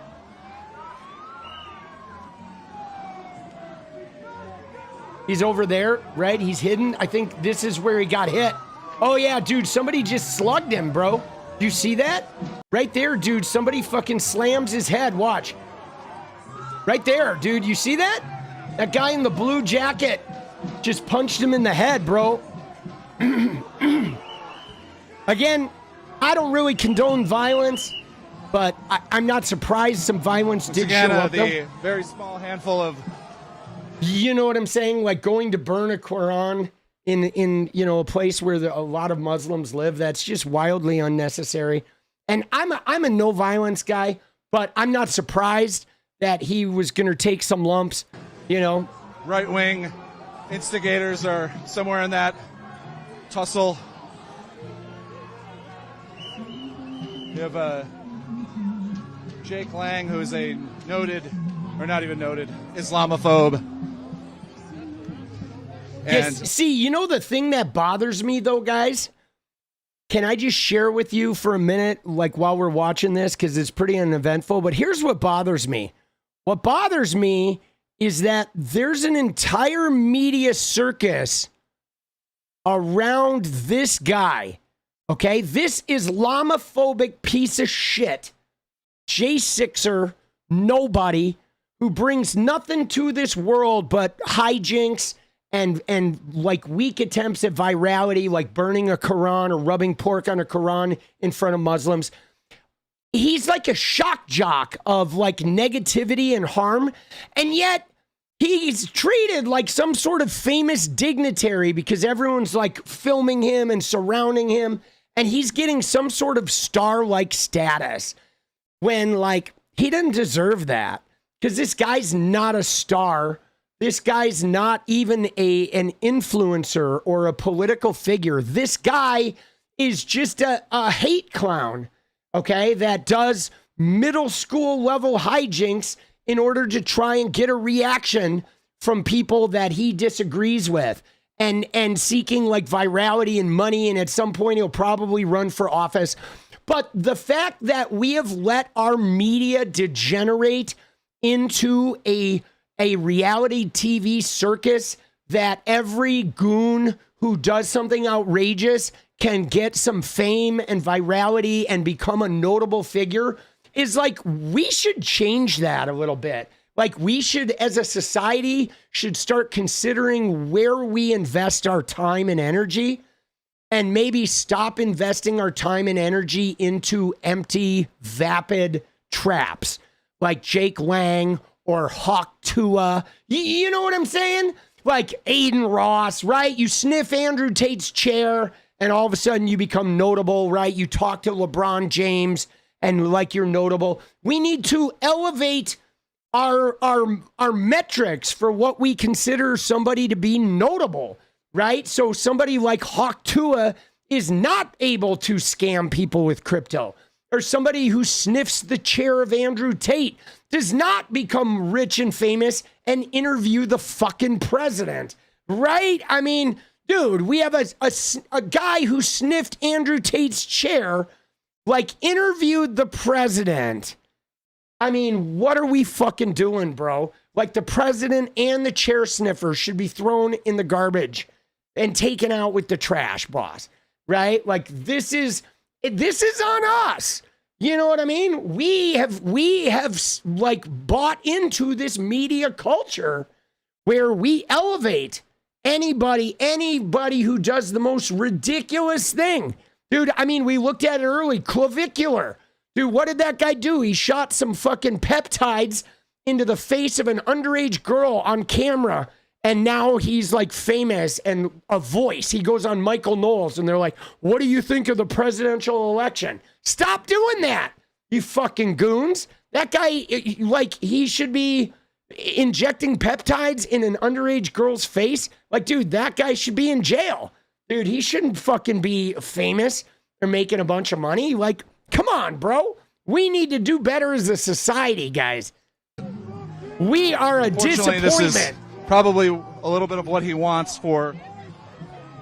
Yeah, Rittenhouse, another example.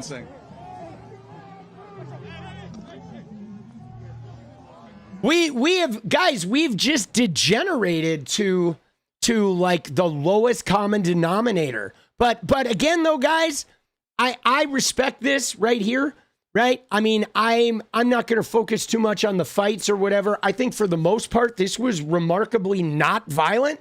But I respect the fact that the people showed up to defend the Muslim people of Minnesota from having to witness this guy being a shock jock, trying to degrade them for money. Okay, fuck him. Fuck Jake Lang. I saw somebody said he's running for Senate in Florida. Of course he is. He's not going to win for Florida in the Senate. This guy, Jake Lang, is like the 𝗪𝗓𝗔𝗍 of Valentina Gomez's, is what he is. Okay?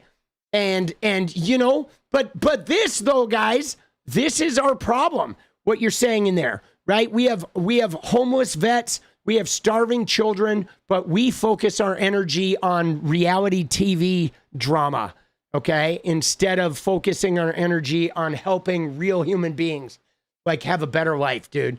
Dude, America is literally one giant Jerry Springer episode. That's what we are, dude. We are not like American exceptionalism. Nah. America is a low grade Jerry Springer reality TV show. That's it. That's all we are, guys. We are literally the goofiest, most unserious country and society in the whole fucking world. Our people are mostly uneducated. You know, Trump will talk shit about Europe. Everybody in Europe speaks 5 languages. They get really good education. They have healthcare. Their food is better for them. They take care of their bodies. They take care of their minds. Even if you went into gaming, I was a gamer. I was a famous Fortnite player. The European Fortnite players were 1,000,000 times better than the Americans because the Americans are crap, dude. We're cheesy reality TV, Jerry Springer, uneducated bullshit, entitled, lazy-ass culture. Most of our country can't even speak English correctly. You know? I mean, literally, they can't even speak their own goddamn language correctly. Underdeveloped brains, they don't learn musical instruments, they don't learn multiple languages, they don't even take the time to learn the languages of their neighbors, right? They're fucking on TikTok in school instead of like learning how to be a good fucking critical thinker. I mean, dude, everybody's like banging Bibles instead of getting educated and learning about the actual physical world we live in. It's like, guys, we are so close to third world status. I love that. Third world status, third world country with a Gucci belt. Thank you, 𝗙ecie𝗶𝗹𝗀. That's a perfect description. Everybody's literally, they're humping their Bible instead of learning about the actual physical real world we inhabit. Their people are banging their Bibles, dude. Like, bro, like, we're pretty fucking pathetic, guys. Okay? Let's be honest about this. I mean, if we're going to fix this shit, we have to take an honest assessment of how pathetic and fucking, you know, spastic our fucking country really is, dude. That, like, goddamn, dude, we are so mediocre. All right, dude, here he's getting hosed. Dude, look at him. He's getting hosed, bro. Oh, shit, dude. They're spraying him. We love to see it, dude, with his little, you notice he's wearing like his little ice outfit, though, too. He's getting hosed. And here he is, guys. This is him back in Capitol in the riot, right? In the insurrection at the Capitol. Look at him back then with the fucking, he stole a shield from a cop and he's using a cop's shield. And look at that. He's got a bat, bro. And like, ooh, they're peaceful protests with a gas mask and a stolen shield and a bat. Huh, that's really interesting. And look at all these fucking goons. All these guys with 2A, 1776, and don't tread on me in their fucking Twitter bios. And then they're screaming, comply, and like, don't say mean things to me when they show up and try to be outrageous bigots in public. Dude, what a fucking clown show, dude. All right, so here he is. It does look like he was taking a little bit of beating. Maybe he took a little beating to his head. He took a thump. But again, guys, this guy is doing this just for the show. He went there to create this, hoping he's going to take a beating, whatever. I'm going to get filmed the whole time. And then I'm going to use this to try and run for office and get a whole bunch of political donations. Dude, this shit is a racket. Okay, even with the, Jonathan Ross murders a woman and now he's a millionaire. Dude, that's what we do now. People do the craziest, outrageous, shock jockey shit, horrible law-breaking shit, and then they become millionaires now because of the white supremacists and the white nationalists that'll throw money in there. It's almost like they could pay them, right? Like that woman. I'm telling you, the woman at Cinnabon, okay? The woman at Cinnabon who went and called the N-word called those Somalian people the N-word, I think she was paid, guys. I think she was somebody that was hired to freak out like that and go on camera, and then that money raising was her payment for that, and she can go disappear and become anonymous and change her hair and shit, because literally Trump said Somalians are bad people. This woman says the N-word and makes a couple $100,000. And then next thing you know, there's like Nick Shirley's doing the fraud that we already knew about. And then next thing you know, now they're sending in 2,000 fucking ICE agents. It's all just part of a fucking PR campaign, you know? But yeah, now you do disgusting right-wing things and they will make you rich. You're incentivized to do this shit. You know what I'm saying? You know what I mean? Like, dude, you know, it's fucking, it is a crazy world we're living in. All right, here he is now.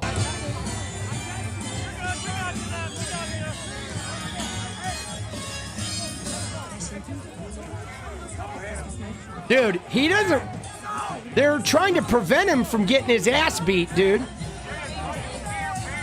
Dude, isn't it crazy too that like the black guys are like preventing him from getting his ass beat?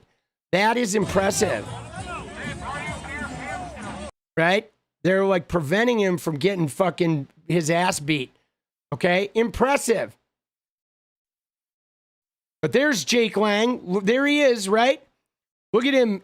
Let's go look at Jake Lang back in the fucking in the Capitol. He's got his gas mask on. Look at this guy, dude. He's crawling up. J6er. He's punching people, punching the cops. See that shit?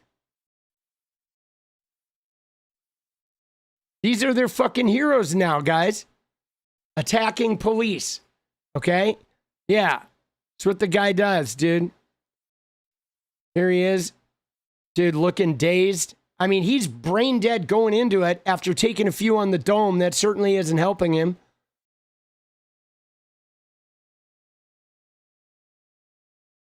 But yeah, he is exactly the type of people that are in ICE. There's a lot of images here, but this guy is like a right-wing hero. That's where we're at, guys. We're at where these are the right-wing heroes. Okay? Now this is getting a little violent. I'm not a fan of the violence, guys. I'll be honest. I don't really like the violence. I understand how it fucking happens, but you notice he's dressed just like the fucking ICE guys. Okay, but yeah, this is how far the right wings in America have descended so low through Trump. Okay, American right wing has descended so low and become such a bottom-feeding political establishment here in America via Donald Trump that this is like their hero, guys. A cop beating, like religious violence instigating, kind of brain dead, you know, individual who will just go out and create mayhem and bring nothing of value. Okay, nothing. He's bringing nothing of value to the conversation. And you know, this is the MAGA heroes now. They are bottom feeders. Okay, MAGA has taken the Republican Party and they have dragged it all the way to the bottom. They are the urinal cake down at the bottom of the urinal. They are the blue water at the bottom of your shit-filled toilet. That is where MAGA is right now. They are subhuman, you know, bottom feeders, boss. They're down at the bottom.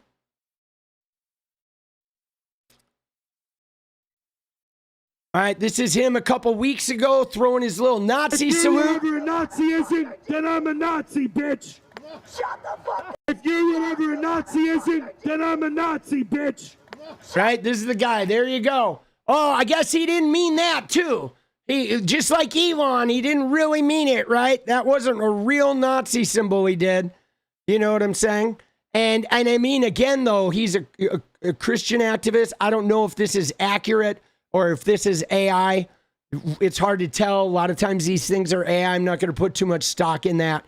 I don't really need to get into that whole fucking Christian Judaism battle. To me, all of the all of the fucking Abrahamic religions are super toxic, but there's no doubt this guy is a Netanyahu filleting clown. Okay? You know what I'm saying? I don't know if that's an actual picture, but I know for a fact that this guy is a Netanyahu filleting clown without a doubt.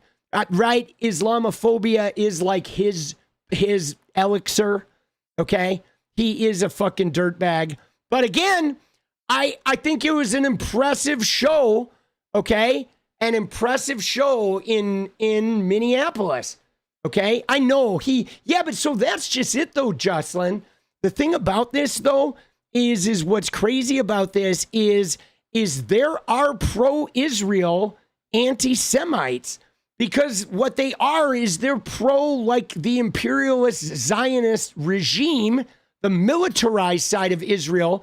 That right, because Netanyahu is like anti-Jew.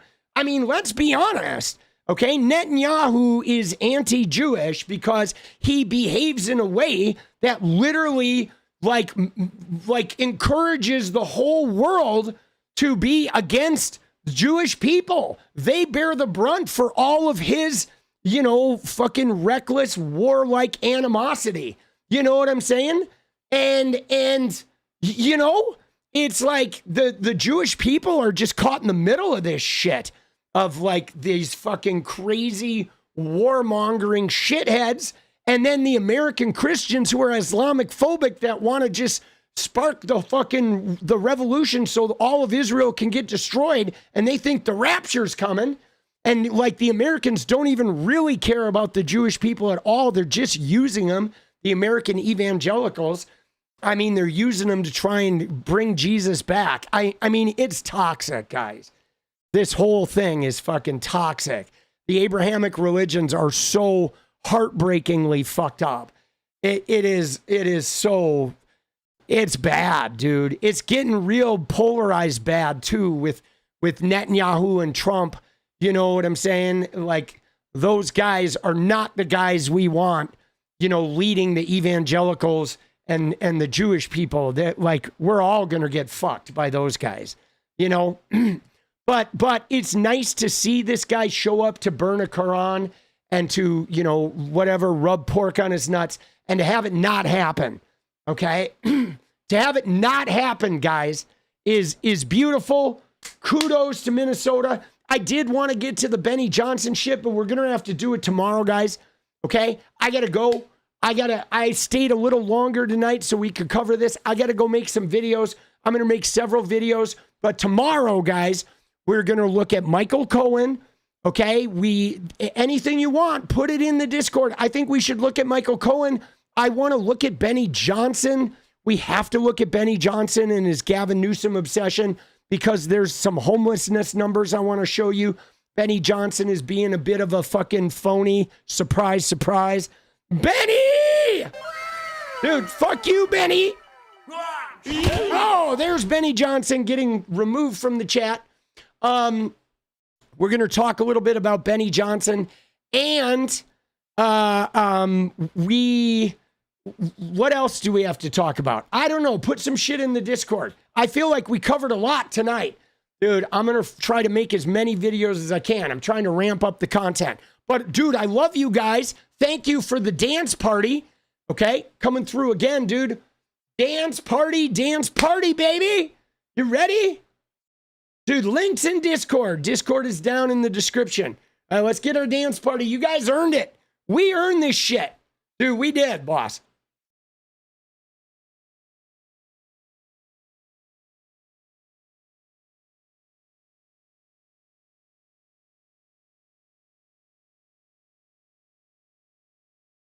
I hope Jenny's still up. I want to do a little rub trade.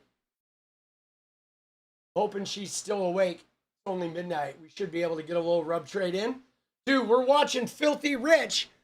Dude, I'm gonna get back into the Epstein shit hardcore, guys. We've been watching Filthy Rich, the documentary, and it's getting me fucking primed to get back in there and start talking about this shit, boss. Dude, thank you for the channel. You're welcome. Oh, let's get stretched. Oh, fuck, bro.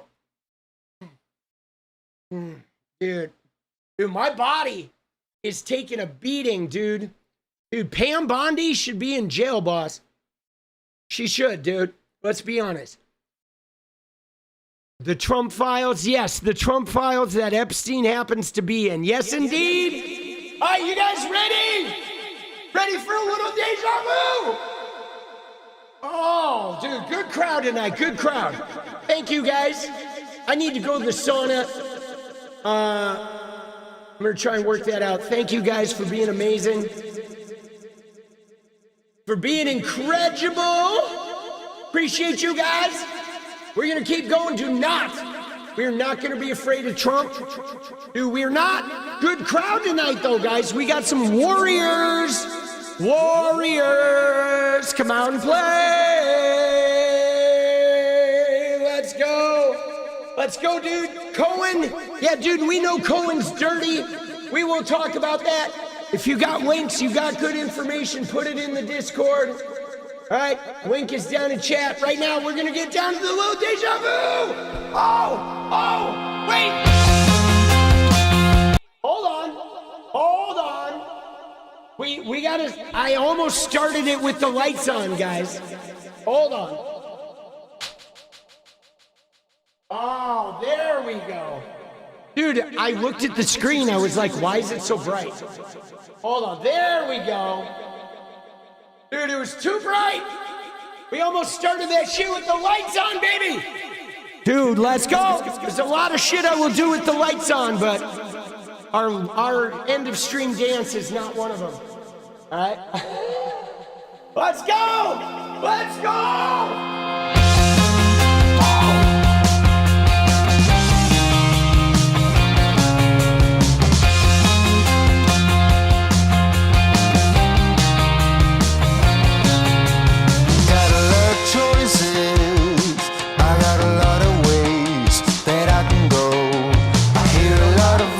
They have a lot to say, but I don't know. I've been here before, yeah, I do recognize the title.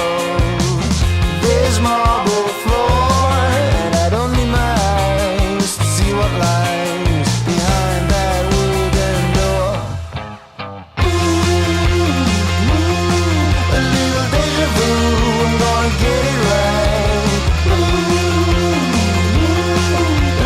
Time with you and I can see it like things will turn out okay.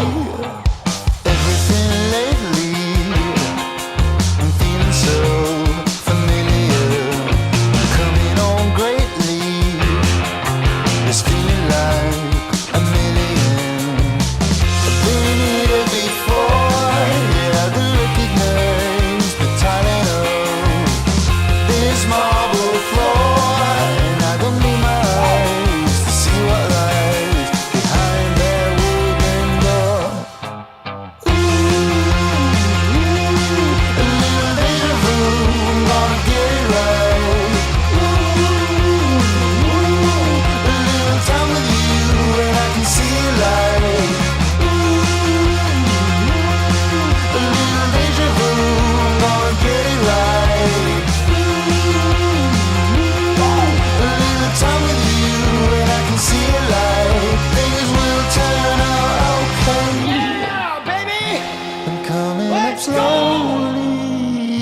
This feeling that I have now, almost a bit holy, a notion that I will make it out somehow.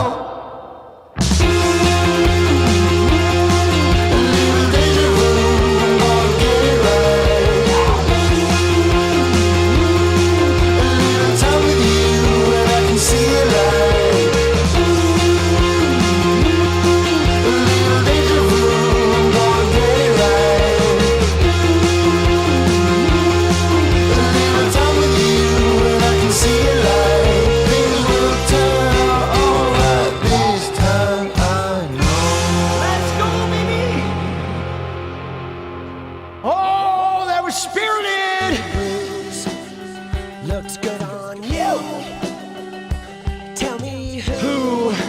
Knows you're on blue. When every bruise looks good on you. Whoa! All right, guys, we're gonna make some videos. Thank you for all the support. Thank you for fucking being amazing. Keep your head up. Keep your chin up, baby. We will bow down before no Donald Trump. Fuck that guy. I'll see you guys tomorrow, all right? Love you. Good night.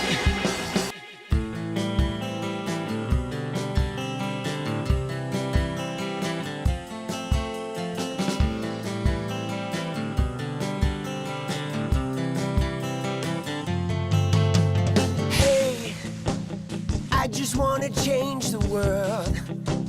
I just want the perfect girl. I don't want to hang around. I'd rather be found. It gets better. I wonder my pleasure together. Everyone's waiting, anticipating.